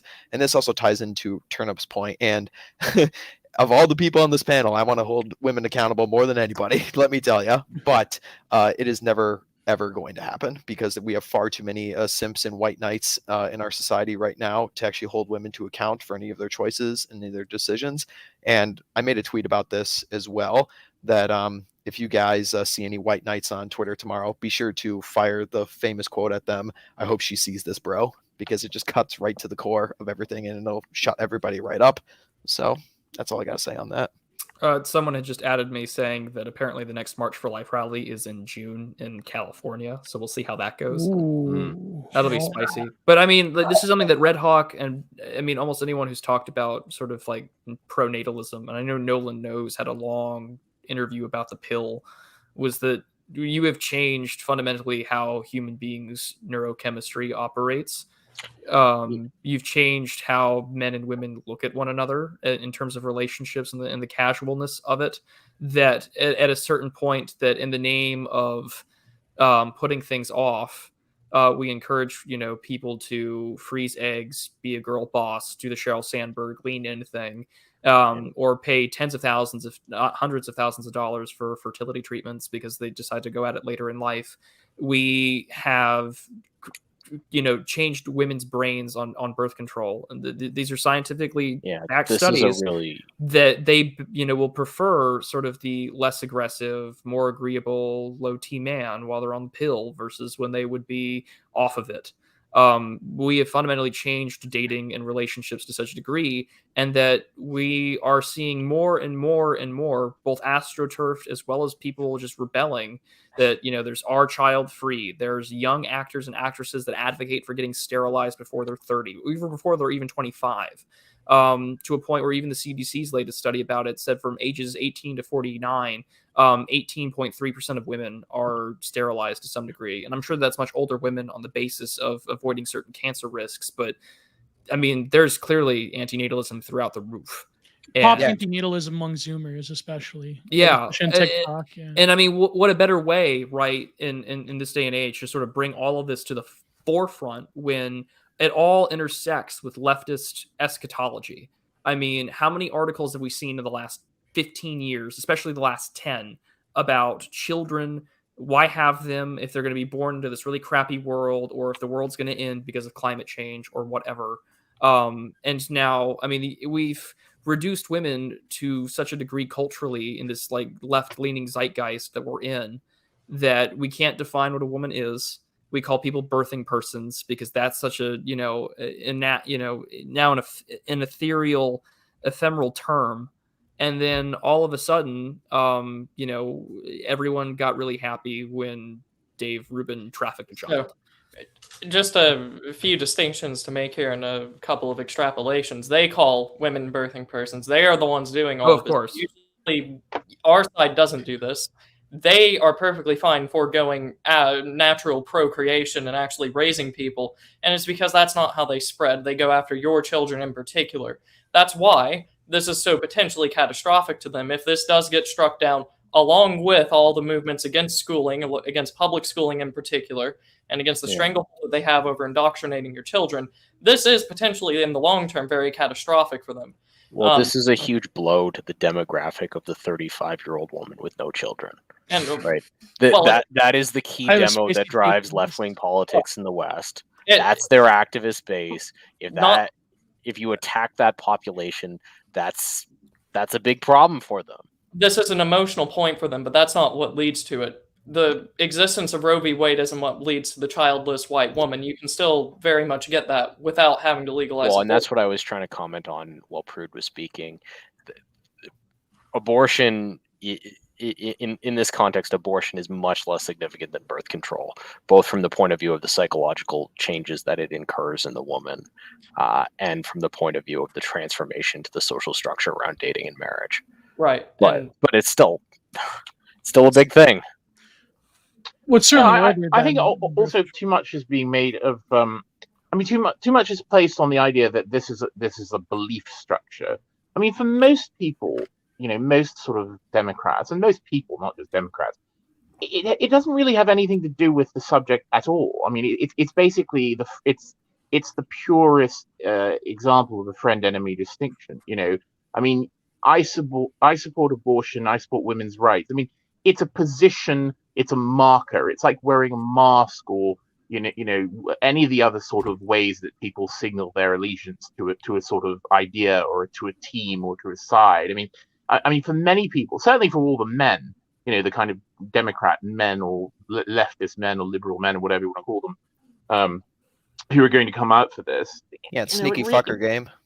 It just doesn't have anything to do. It has nothing to do with anything other than this is a signal of what side I'm on. And I think that the problem is that a lot of the right hasn't mastered this friend-enemy distinction the way that left has. I mean, you go up and say I'm pro-life, and you're an enemy. you know, you're Right, and just an enemy. Well, that was the point that Geo made in his Twitter thread, Mr. D, was just that this is the fundamental issue that defines all other cultural issues. Mm.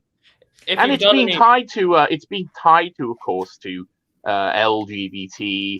You know, in fact, I think basically half the things I've seen have knitted these two issues of Yes. abortion and LGBT together. You know, Well, I have a So, specific take on that, actually, if I may. Prude, you were talking about, and D, you reminded me of this. You were talking about the position of women in society. I have this dichotomy between what I call right wing and left wing misogyny. And right wing misogyny is very simple. It's very much a lot of like the incel manosphere rhetoric is born out of resentment and so forth. But it doesn't hate. Well, I mean, there's some crazy people, but like it doesn't hate woman in terms of woman as the feminine being. But left wing misogyny, in my opinion, is the hatred of woman on an ontological level through the erasure of the feminine itself, through the complication of it, through transgender issues and so forth. But also the male feminist antinatalist and the certain AG, you know what, they want to desperately erase this sort of more ancestral notion of womanhood and the feminine itself. And that to me is a much more pervasive hatred of women than just some incel saying, 80-20 rule. Like, I think that, and what Mr. D, what you were saying, this feeds into it, is that it's a signal and from which all other issues can flow. Because very easily, if you complicate reproduction, then you can complicate the picture of the human subject itself. And from it flows a lot of the sort of the deconstruction of what it even means to be a woman and so forth. Because if you can negate reproduction, then that leads to a lot of other complications. Mm-hmm. Or decouple, the idea of, the sort of sacred role of a biological role of a woman from, from a very natural thing. And I think that's a very good point. I mean, basically all of the current positions of the left, the Democrats, whatever, are profoundly anti-feminine. They're profoundly against everything that is within the nature. I mean, even a very loose liberal view of what the eternal feminine is. I mean, almost all of them are kind of in opposition to this, which is quite striking. But also I think it's important to understand that they know how to take advantage of men's, I think, innate instincts towards sort of protecting women and sort of going soft on women, so to speak. And they will take advantage of that. I mean, they will do everything they can to sort of shame and cow and beleaguer every wobbly right wing or slightly conservative person that they can, to get them to feel very uncomfortable, as if they're attacking women. I mean, they play on that trope all the time. And unfortunately, many people on the right side of the spectrum are too stupid to see it. Yeah, right. Absolutely correct, D. This is a very strong attack vector that people use for this kind of stuff, because it's an attack that you can say, as I was mentioning before, how feminism teaches women that they can't trust men. Well, this is the only way you can protect women then. So if you are against abortion, therefore you are for women getting hurt. You are for women not being protected, as opposed to what the position actually is for men to actually take care of women, as is the biological role and is what should be done. However, the incentives are pretty perverse these days, and I would like those to change, but that is the end state goal. We were talking earlier about the right not having been able to effectively use friend-enemy distinction. And if you've ever worked on any of these things on the ground, I have, I bet Prude has, and I bet some of you have on the panel as well. It's impossible to enforce any sort of ideological purity. Like, you just cannot enforce the standard. Are you this much pro-life? You cannot ask someone that, because there's this underlying idea that you just need to have the biggest coalition possible. We don't want to drive out potential supporters. every single right-wing cause on the ground ends up being like that, and it's a complete weakness. And it's part of the wider right-wing idea that's just stuck around for whatever reason, that we just need the big coalition of right-wing people. It doesn't matter how actually right-wing they are. You can't go up to someone in real life and just say, like, hey, do you believe in any exceptions at all? You can't do that confrontationally, just because that makes you the bad guy in the views of every single other person there. The right wing is completely fragile in that regard. It cannot tolerate any sort of purity checks, any sort of purity enforcement. And it's a major weakness, and hopefully it gets rectified in the next few years. I know that's what I'm working on with some of my stuff. Every time there is a purity enforcement, I feel that it descends into cultism, into sort of mutual, what I call shark wombing, where it's like you're trying to swim out to the mainstream. My worry is that I think there is a certain faction, I mean, they're a minority of the far right, that will look at abortion as a necessary evil, to say, like, well, if certain demographics only have them, like, that's sort of like the thinking that comes from certain types that I worry about, that would potentially break such a strong monumental force on the right as the pro-life cause. So yeah, and I've already seen it happening a bit. There are many sort of people that identify themselves strongly with right, who also identify themselves as one flavor of pagan or other, or who view human life as anti, not sacred. Let's say, all I'm waiting for is for someone like Richard Spencer to come out in favor of Roe. I mean, it's going to happen. One of these people is going to do it. I'm sure the glowy right is well on its way. The glowy right. Before we started the stream, I was talking about this. We need to preempt some of the narratives for people that are supposedly on the right, because you're going to get the sort of I think we talked about this on the last cigar stream, the people more influenced by the old progressives than anything else coming out and saying this is anti-eugenic. And I mean, in some cases, I'm sure they're certainly correct. I mean, that was the big triumph of Iceland in the progressive sphere, was it not? So this would be a great thing to talk about, and partially... But who cares? Right, so get some objections through the door now before they just kind of take it running. That is a good point. At present, the United States is doing every dysgenic thing you could possibly imagine. Really, we're gonna harp on the not murdering babies part? Yeah, no, Black Horse is right here. But I just, on another tab, while you all were making these wonderful banger points, I was just scrolling through the Supreme Court on trending on Twitter. There are people that are pulling out the Koch brothers from basically the grave at this point. Oh God, the Koch brothers aren't even the Koch brothers anymore. They're not. It's a Koch it's the Koch brother. Supreme Court. It's Koch brother, right? Because I think people Charlie Happy is finally. They're so powerful that they haunt us from beyond the grave. Did they spiral around 2016 and they become like Never Trumper? Yes. Yes, they're very.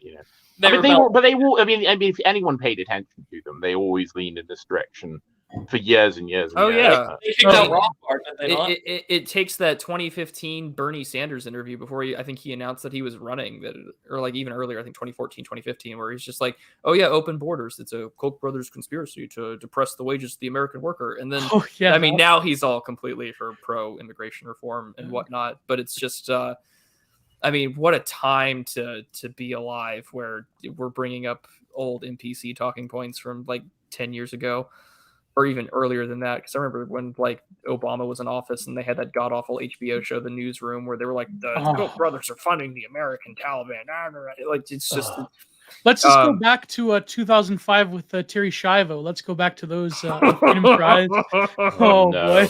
Well, this brings up an interesting question, though. Like, is this the most important Supreme Court decision in our lifetime? Definitely us. They're like the millennials. I was about to say lifetime is the key vital. Yeah, exactly. I mean, Mr. D doesn't have to out his exact age here, but I mean, I think for us, I'm 478 years old, and I'm very happy to admit it. And I mean, yeah. He remembers Marbury versus Madison. Methuselah was the school teacher. I mean, as other other like really important ones that occurred in our lifetime. The only one that comes to mind for me is Heller, the Heller case for guns. No, Citizens United. Citizens United, Heller, yeah, whichever those are the really Supreme good. Court case that struck down Section 5 of the Voting Rights Act so that southern states could basically make changes to their maps without review. That case escapes me, but those three, and then probably this one. Well, also the question is, how significant do we think Obergefell will be in the long term? Oh, I mean, no, put that on the list, because Obergefell was 2015, and we're less than 10 years since Obergefell, and we went from gay marriage to the Democratic Party tweeting out that trans kids deserve to be visible and they should be everywhere. That's so that's one of the most culturally consequential. I mean, I would argue that Obergefell is might be more significant than Roe versus Wade. Nah, one is actually killing people. One is murder. One is just open. Well, what do you think's going to happen to all these children who are having gender reassignment and surgery over the next 20 years? When it reaches 60 million dead. Well, yeah, that's true. I mean, and also you have to remember that many very bad cases came out of Roe. I mean, Roe set a chain of precedent. I mean, Lawrence versus Texas was argued partially on the basis of Roe. You know, Roe has 50 years of years of consequences, whereas Obergefell only has whatever it is, 5 years. Yeah, and people, of course, will also forget that, you know, her sainted, our late sainted lady of the Supreme Court, Ruth Bader Ginsburg. She hated Roe, and she thought Roe was a terrible decision, because it was. I mean, it you know, and we're seeing the consequences of it now, because of course it's not going to happen, because I doubt the court will hear, you know, challenges to some of these other cases. At least they're not going to do that in the near future. But I mean, it puts in jeopardy a whole chain of other cases. So, and I think they understood that. They understood that Roe was going to make this very weak point for them, and that someday it was going to collapse, and that's going to bring down a hell of a lot of other things. Crew, check your DMs, bro. Oh, check my DMs. People in chat are saying it was Kagan's clerk that leaked it. I heard Kagan and Sotomayor. So maybe it is an op. Oh, I mean, I wouldn't be surprised. No, wouldn't be surprised. So, revisiting our theories about who might be leaking it and why. I've heard someone already name a name, but I'm not too sure. But here's the other thing that I want to keep in mind, because I mentioned this. One of the very first videos I ever talked about was the slippery slope back in 2020. And keep in mind, the logic, and I mentioned this earlier on stream, the logic that came that led to the decision of Roe v. Wade was the same made up, somehow endowed right to privacy through the 14th Amendment due process clause for married couples to use contraception within the privacy of their own home.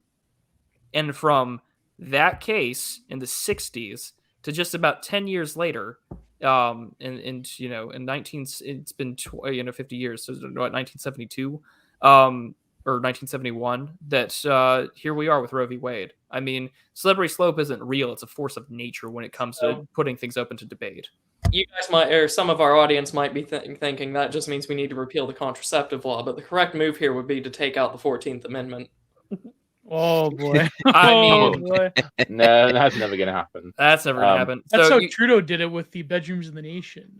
Oh, here you go, Prue.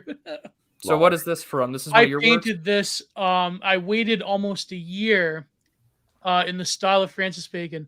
I painted this. I waited almost a year for her to pass into the gates of Hades to slip her mortal coil to release this. I remember that night. I believe I jumped on a Helios stream that night. And so that is my tribute to the late Ruth Bader Ginsburg.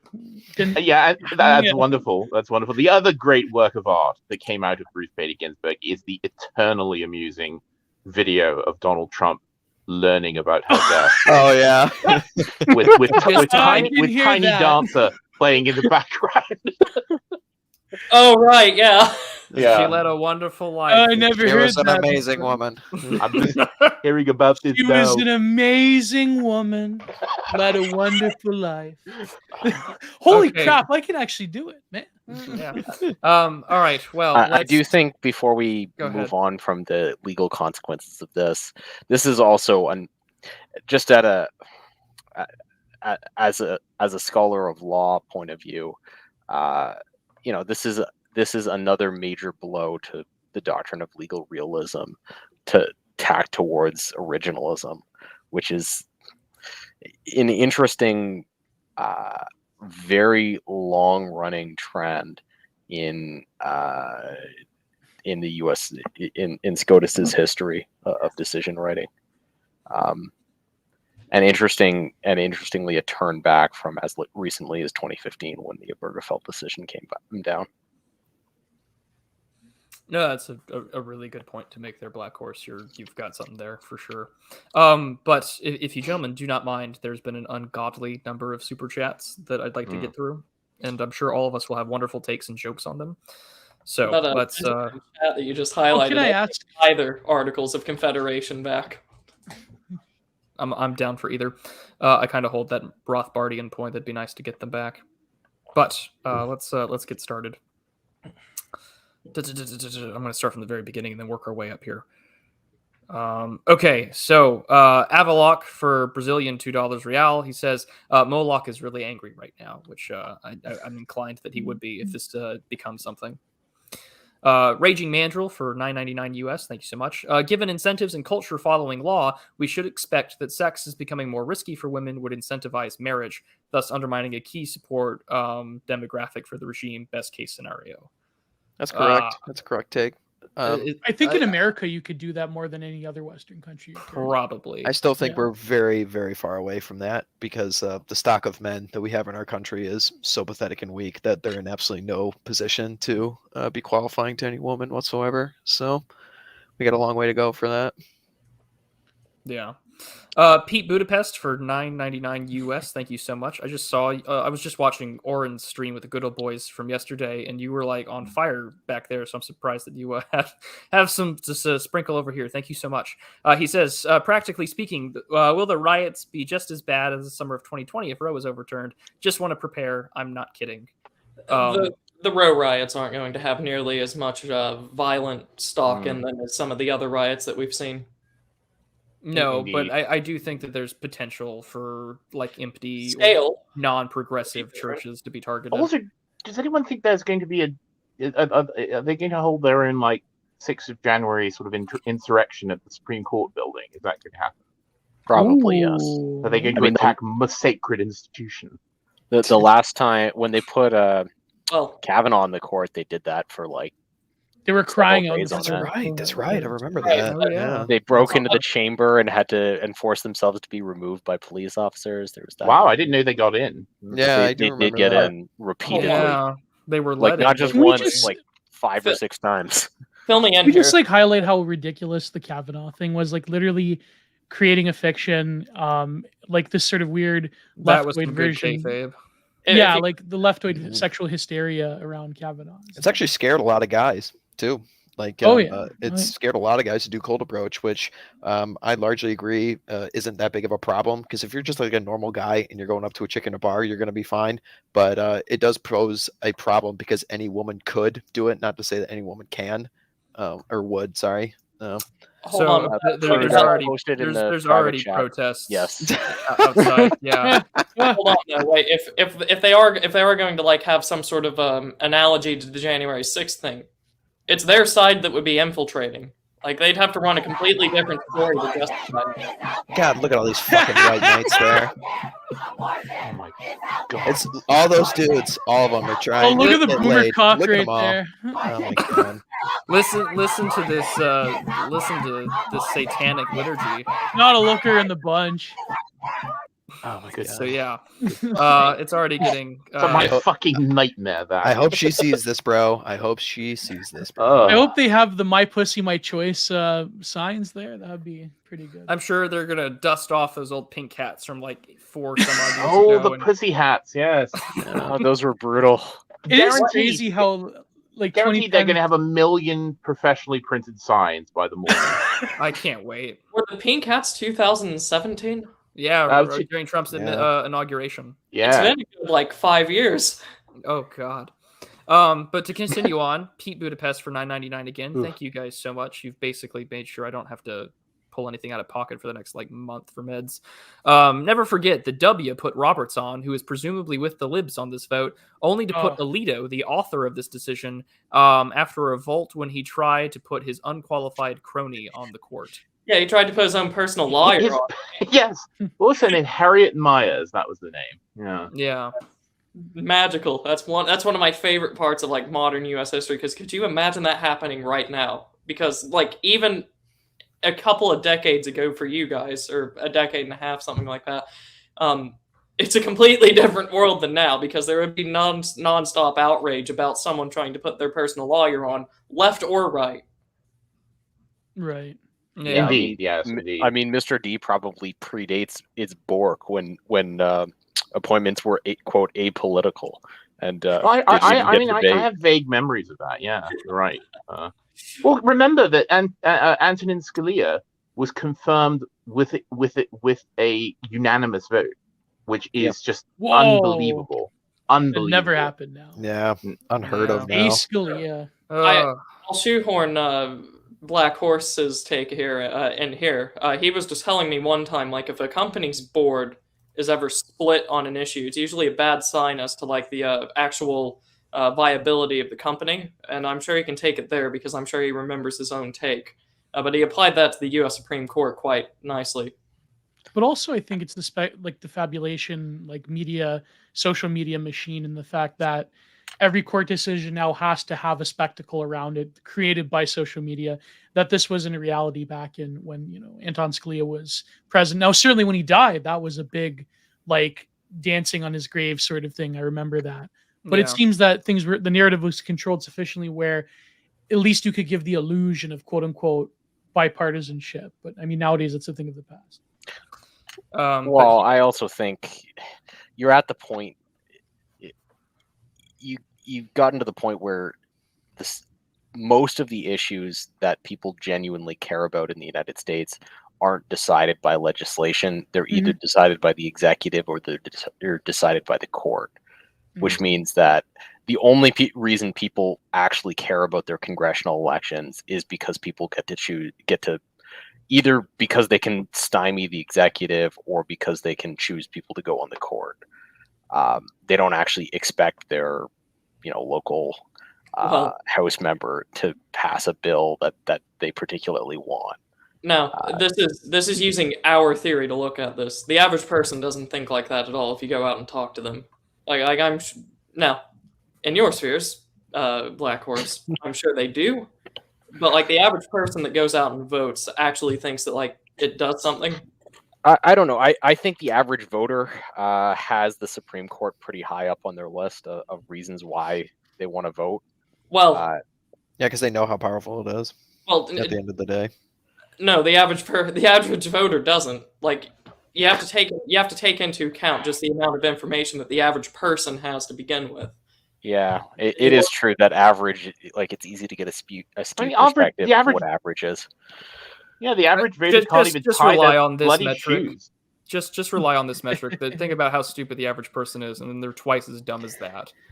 So, yeah, the old George Carlin line. The old George Carlin bit I think holds true for left or right. But I'm gonna try and power through these now. One more question though: do you think that a red wave is imminent, and will this spark hashtag Dark MAGA, or is that? No, I'm kidding. That's a joke.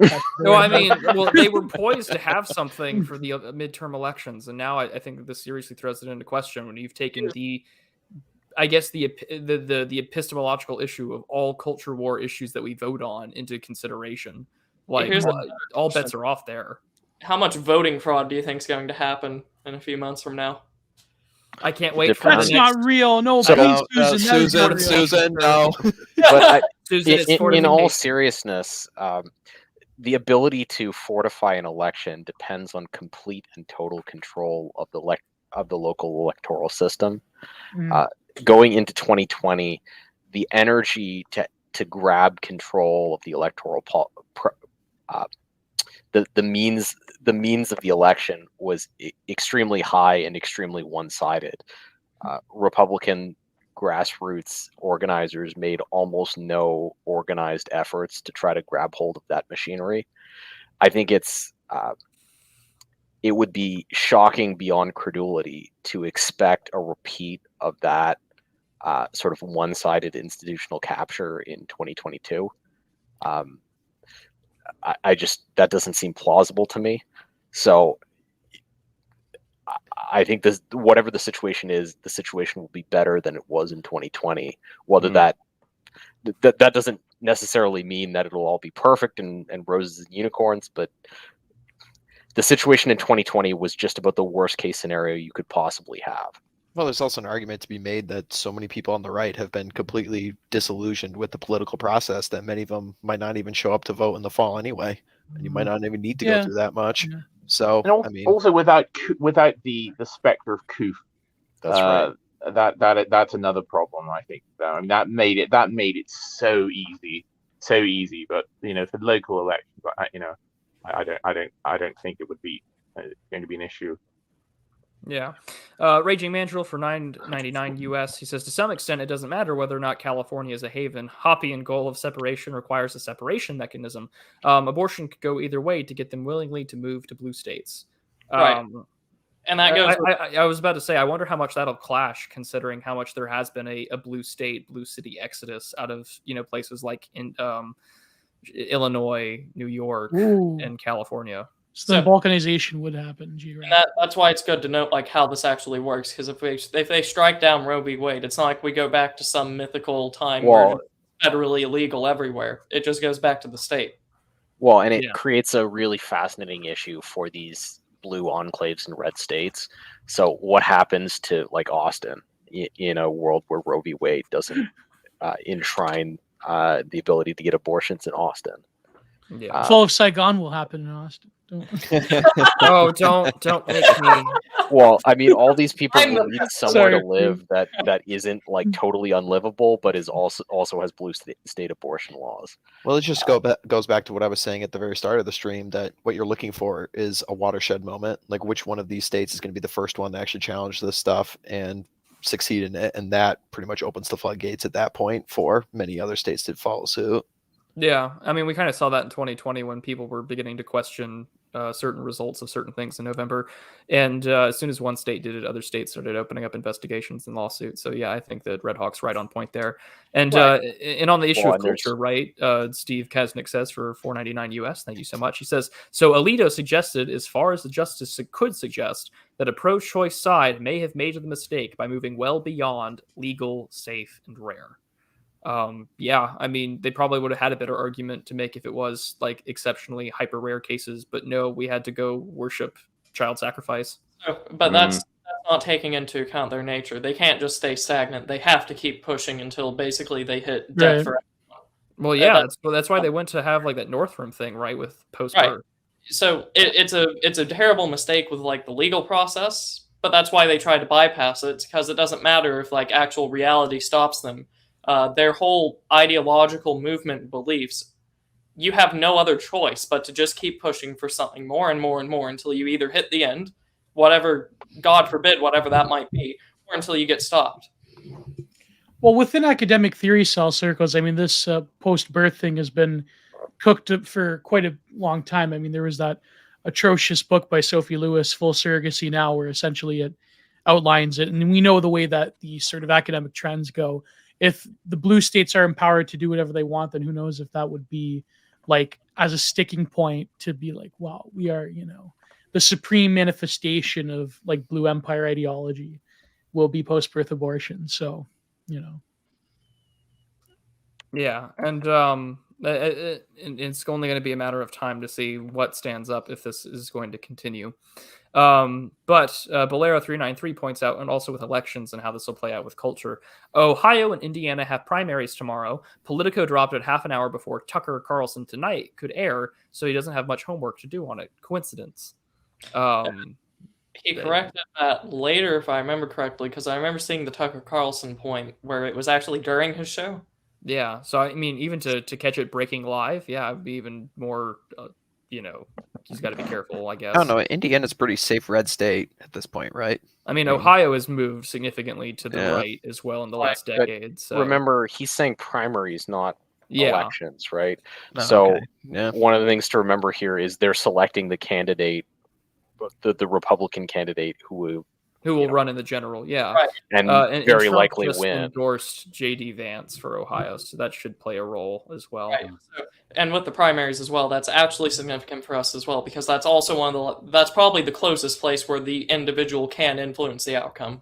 Well, the primaries in a lot of ways are more important because at the level, the primaries are who you let into the party, right? And who you let into the party really influences. It really influences whether or not the party is going to be part of the regime or not part of the regime, right? Yeah. Or So right in the middle, yeah. But to continuing on, and this one's actually kind of funny because this is towards Mr. D, but it's kind of humorous. So he says, for $10, Scrotchy McDump Waffle, Yeah. love the name. He says, I'm only sending this because D jumped in, and he's one of the funniest dudes ever. Okay, Oklahoma is a weird place, by the way. Super red everywhere except the colleges in Tulsa and OKC. Yeah, God save me. However, OKC and Tulsa, I wonder that the super chat just made me think that he was thinking that D is in Oklahoma, which I just couldn't help but laugh. Well, we don't know. Yes, I'm hiding in Turnips. I'm hiding under Turnip's bed. We don't know that he's not in Oklahoma. He could That's be. true. Could be an I hour. wouldn't be caught dead in Oklahoma. That's where you are. Oh, I must just say that. Lol. Yeah, you can't leak his underground compound in Secret Oklahoma. underground compound. He's out in the countryside right outside. By the way, just very quickly, I wanted to ask, since it's all you young Americans, what's wrong with Pennsylvania? Well, I thought Pennsylvania was like a sort of moderately conservative state, but I just saw, I saw this tweet from the lieutenant governor of Pennsylvania, which said that abortion is sacred. The right to abortion Well, is you remember sacred. all those votes that they found in Philadelphia I in was the about to federal say election? the city of brotherly love. Oh God, Yeah. Drew, no. Government aside, like this is the state where we saw some of the largest labor activity from overt socialists and communists in American history. Just because they have they had a lot of oil activity, and they had Pittsburgh. So you had two very, very nice hotbeds for actual communists to start throwing bombs.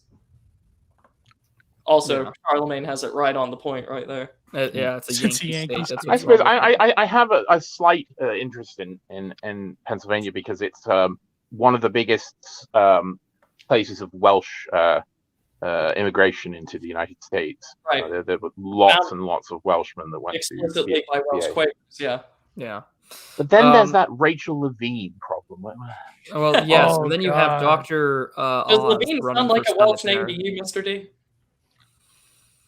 What? Sorry, Turnip, I didn't hear you. Drew just gave me a look. I'm hesitant to repeat it. I asked, does Levine sound like a Welsh name to you, or anything?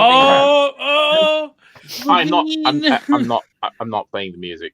Go on. Thank you. We're moving on. Okay. We need like for... we need 2015 Morocco like echo. No, never mind. Sorry, I'm having a conversation with a blue check mark this Sunday. Don't ruin it for me. Oh, sorry. Seasider US for $10. He says, I'm at work and it's torture right now not to look at my phone. Enjoy the salt. The salt's been delightful. There's a great restaurant outside of Austin, Texas called the Salt Lick, and we're having our own version of it today, but instead of barbecue, it's shit lips crying. The Aimless Royalist for $5 US says, I don't care how big the tent is. If we have baby killers in it, I'm going to set up camp elsewhere.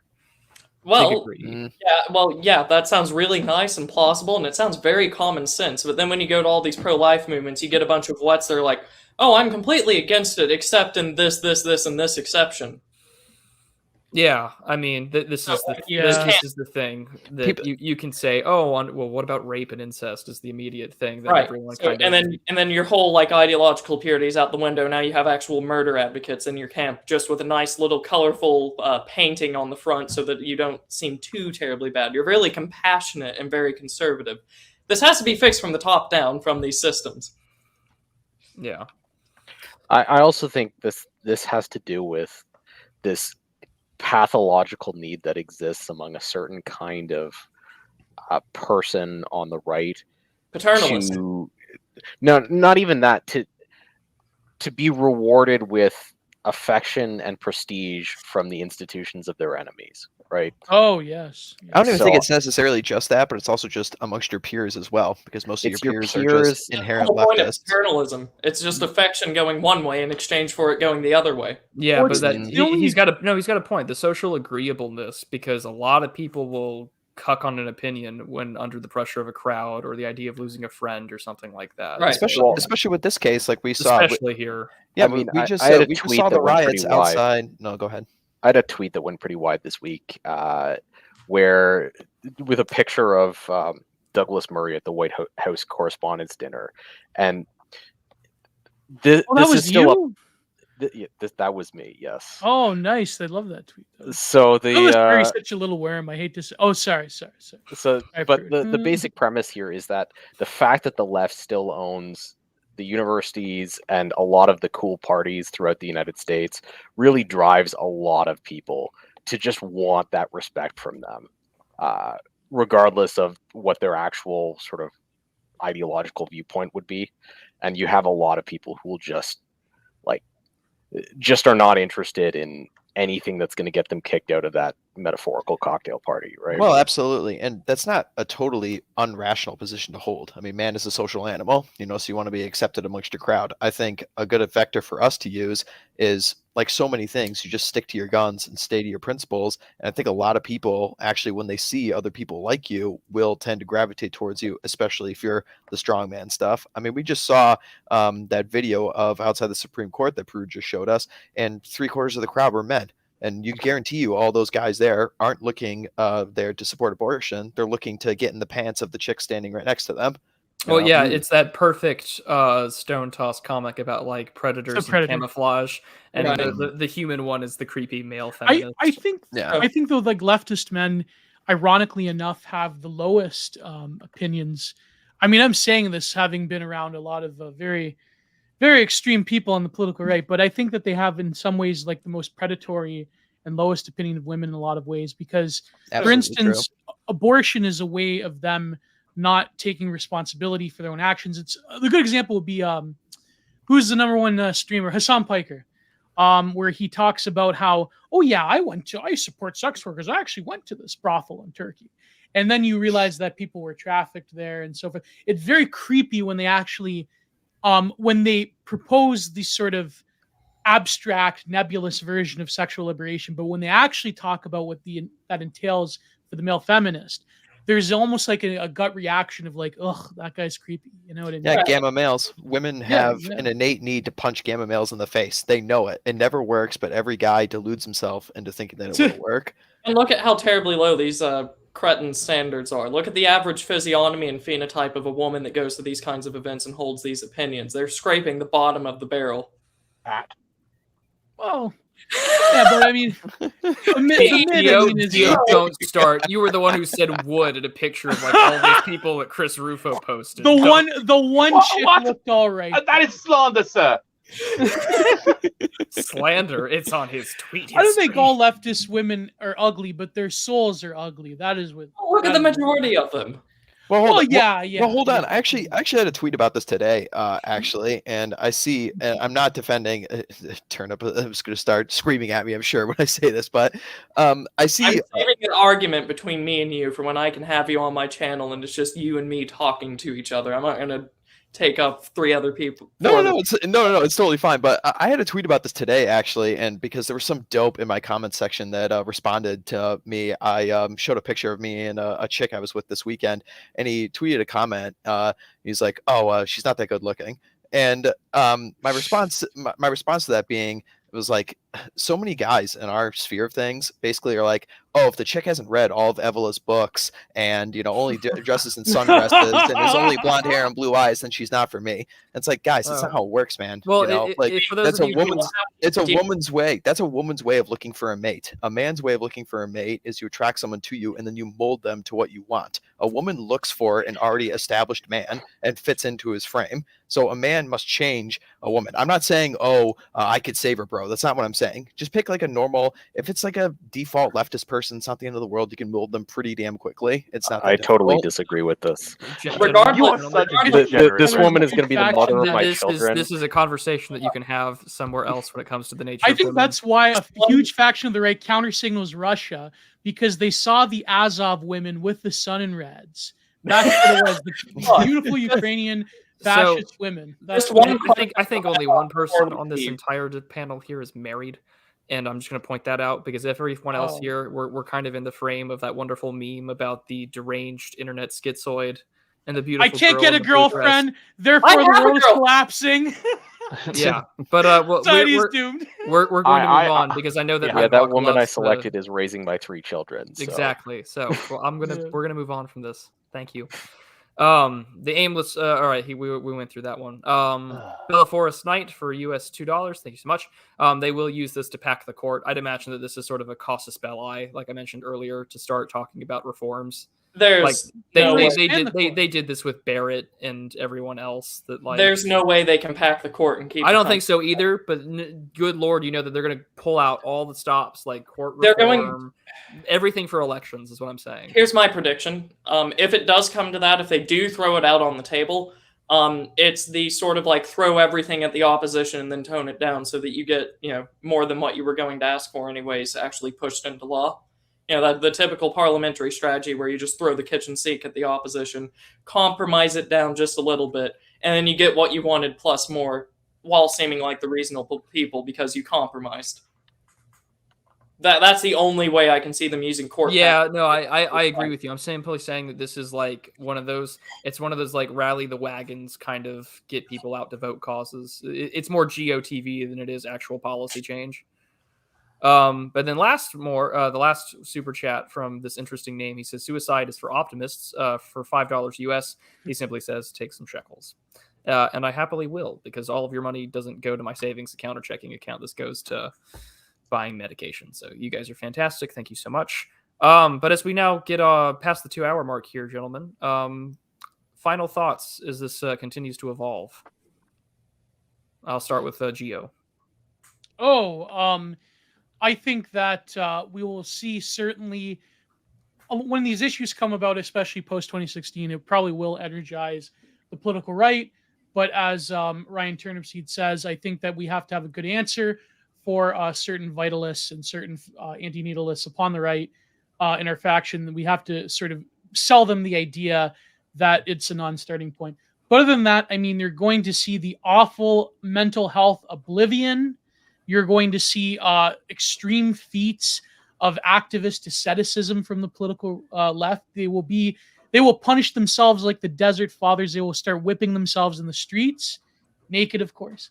And I think that as a Canadian who has no hope in hell of really seeing any pro-life legislation coming my way, is further proof that maybe America isn't totally terminally the great Satan black pill and is doomed. Maybe there is still a glimmering hope in America, hopefully. So there you go. Mr. D. I don't think there's really anything I have to add that hasn't already been said. I think this is, as with so many things that have happened in the past, 2, 3, 4 years, we're just entering really unprecedented waters. And I do think that a lot of people have been preparing for this. I mean, there has certainly been for years and years this idea on the left that, that Roe is under attack, and lo it has come to pass. And so of course they've had this Order 66 mechanism implanted in their brains for a very long time, and it will be very interesting to see how it plays out. I mean, I think that this is just part of the general unraveling that we've seen, and one can only hope and pray, first of all, for the children who may be spared being murdered, and two, for something to rise out of the unraveling that that is good and right and just and solid, rather than the darkness and chaos that we've had all these years. Red Hawk. Amen.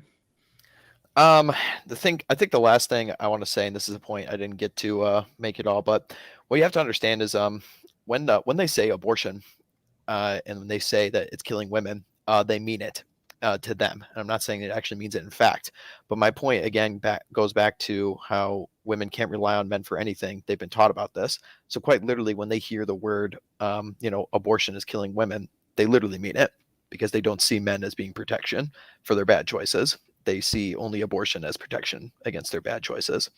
So as sad as all the incentives are in our society, and I wish that this horror would end, I'm kind of black-pilled on this one. I'm not seeing this change, but we can hope for the best. So that's all I'll say. Black Horse. Yeah, I totally agree with Red Hawk that whether this decision goes through as written or not, there will still be substantially the same number of abortions in the United States next year as there was this year. The good news is that those of you in red states will no longer be paying for them, at least directly. So, you can celebrate your escape from moral culpability for it, at least to some degree.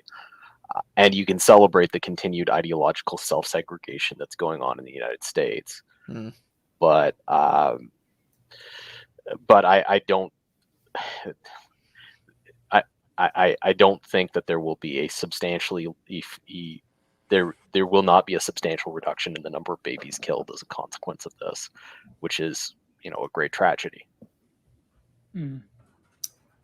Turnip. Yeah. So I had something else originally, but I'm just going to turn this into an almost counter to some of the other things that were said. My favorite thing to do in closing statements is just to poke at the other side, knowing that they can't poke back at you because it's the end.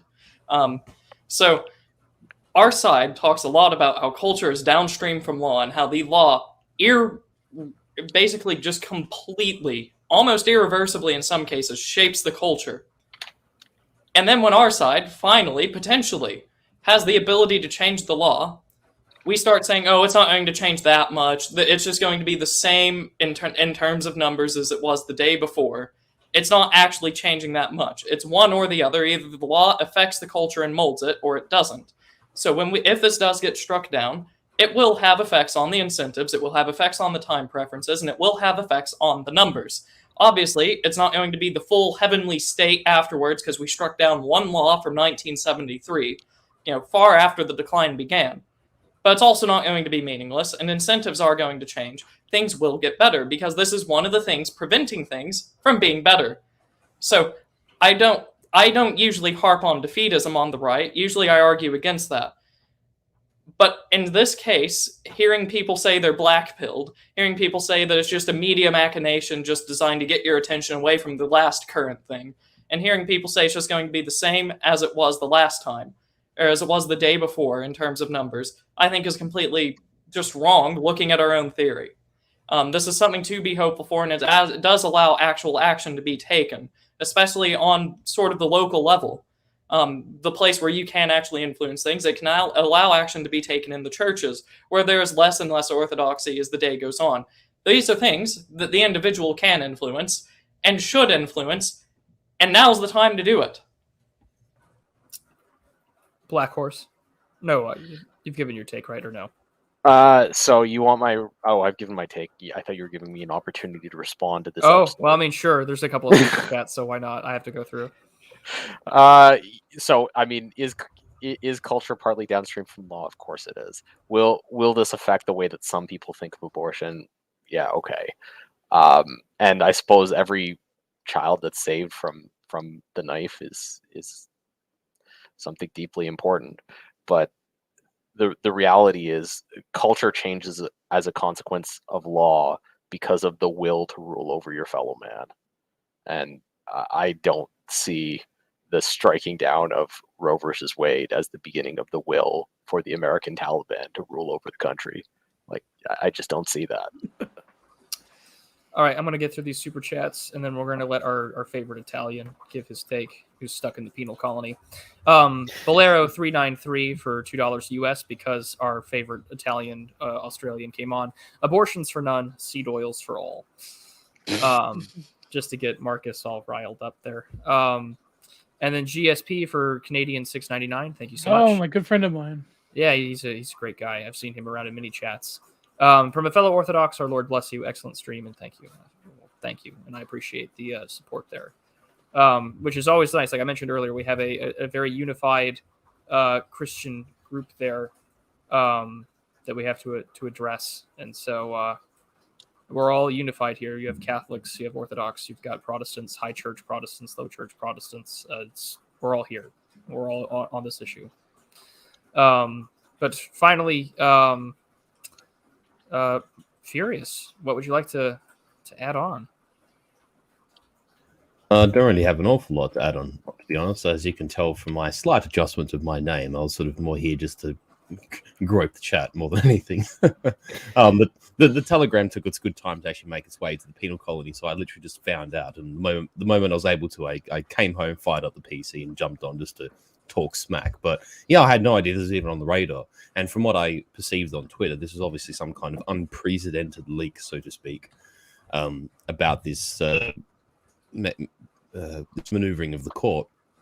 But yeah, no, I didn't realize you guys were actually winding down when I jumped on. But I suppose I should just say hello to the chat and hello to you boys. And yeah, I mean, on one hand, I suppose the cynical amongst us will say, yes, we have to be, our ilk have to be handed their occasional wins to sort of, maintain the copium, and some others will go in other, shall I say, darker places to justify why abortion is, may or may not have good features to it. But I mean, if you have a somewhat spiritual orientation, you sort of believe in, the innocence of people who've done nothing wrong.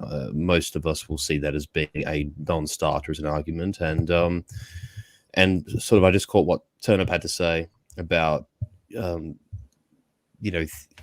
being some kind of a good, how should I say this? Not sort of persistently counter-signaling good things that come our way and just being cynical about that. There is actually some good to be derived from these decisions, and when things go our way, that we should sort of appreciate the positivity that comes with it. And I honestly haven't had a chance to research what's actually occurred today. Like I said, I really just opened Twitter and saw it, so I don't have anything to add to the conversation per se. But I honestly didn't see this coming. I didn't think that with the judges that were there that they were actually going to do this, but it seems like it is on the cards, and I guess we'll have to wait and see what the end result is. I honestly just had an opportunity to jump on, so I did. But sad to not be able to chat with Mr. D, but thank you for having me on, Prude, for the last 5 or 10 minutes. I said there's a few people in the chat who are a bit disappointed that we're not going to push this out to 4 hours, but I don't think that can be for tomorrow's episode of Unpopular Opinions on Academic Agents channel. Indeed. So, but yes, that can go there for 4-hour stream. But I don't. I shan't disappoint in the chat. I won't go on an hour-long rant about Sneed Oil, so I'll spare everyone the torment. But yes, in some ways, this is kind of good news as well. We'll have to see what becomes of this. If there's one white pill to take from it, and one sort of moderately pleasing thing, will be the absolute sort of the insane, deranged response of those who have this obsession, this ghoulish behavior of just, blotting out their own children and, erasing them from the earth and destroying them, in the place where they should be the most sacred and secure, which is in their mother's womb. And those kind of people are going to lose their shit. And I suppose to some degree, we should grin and laugh at those people losing it. That's all I have to really say.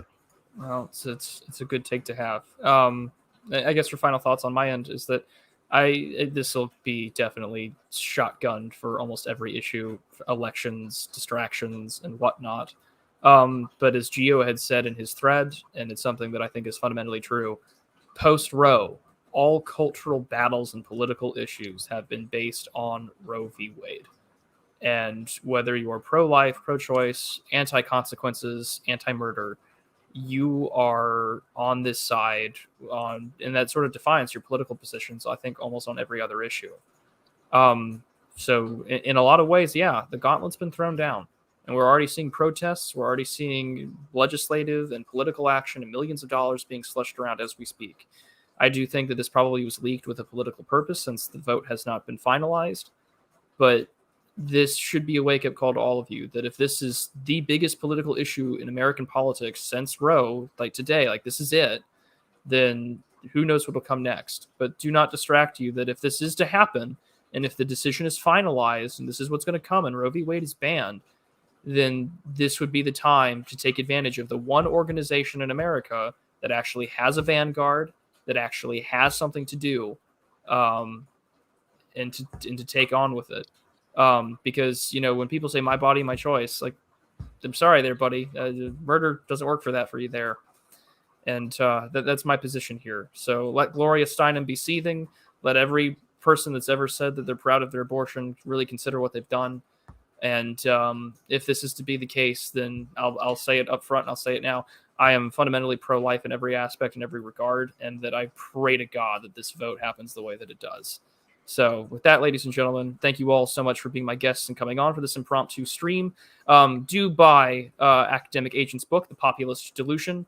Like and share the stream, and tune in to Academic Agent tomorrow for unpopular opinions.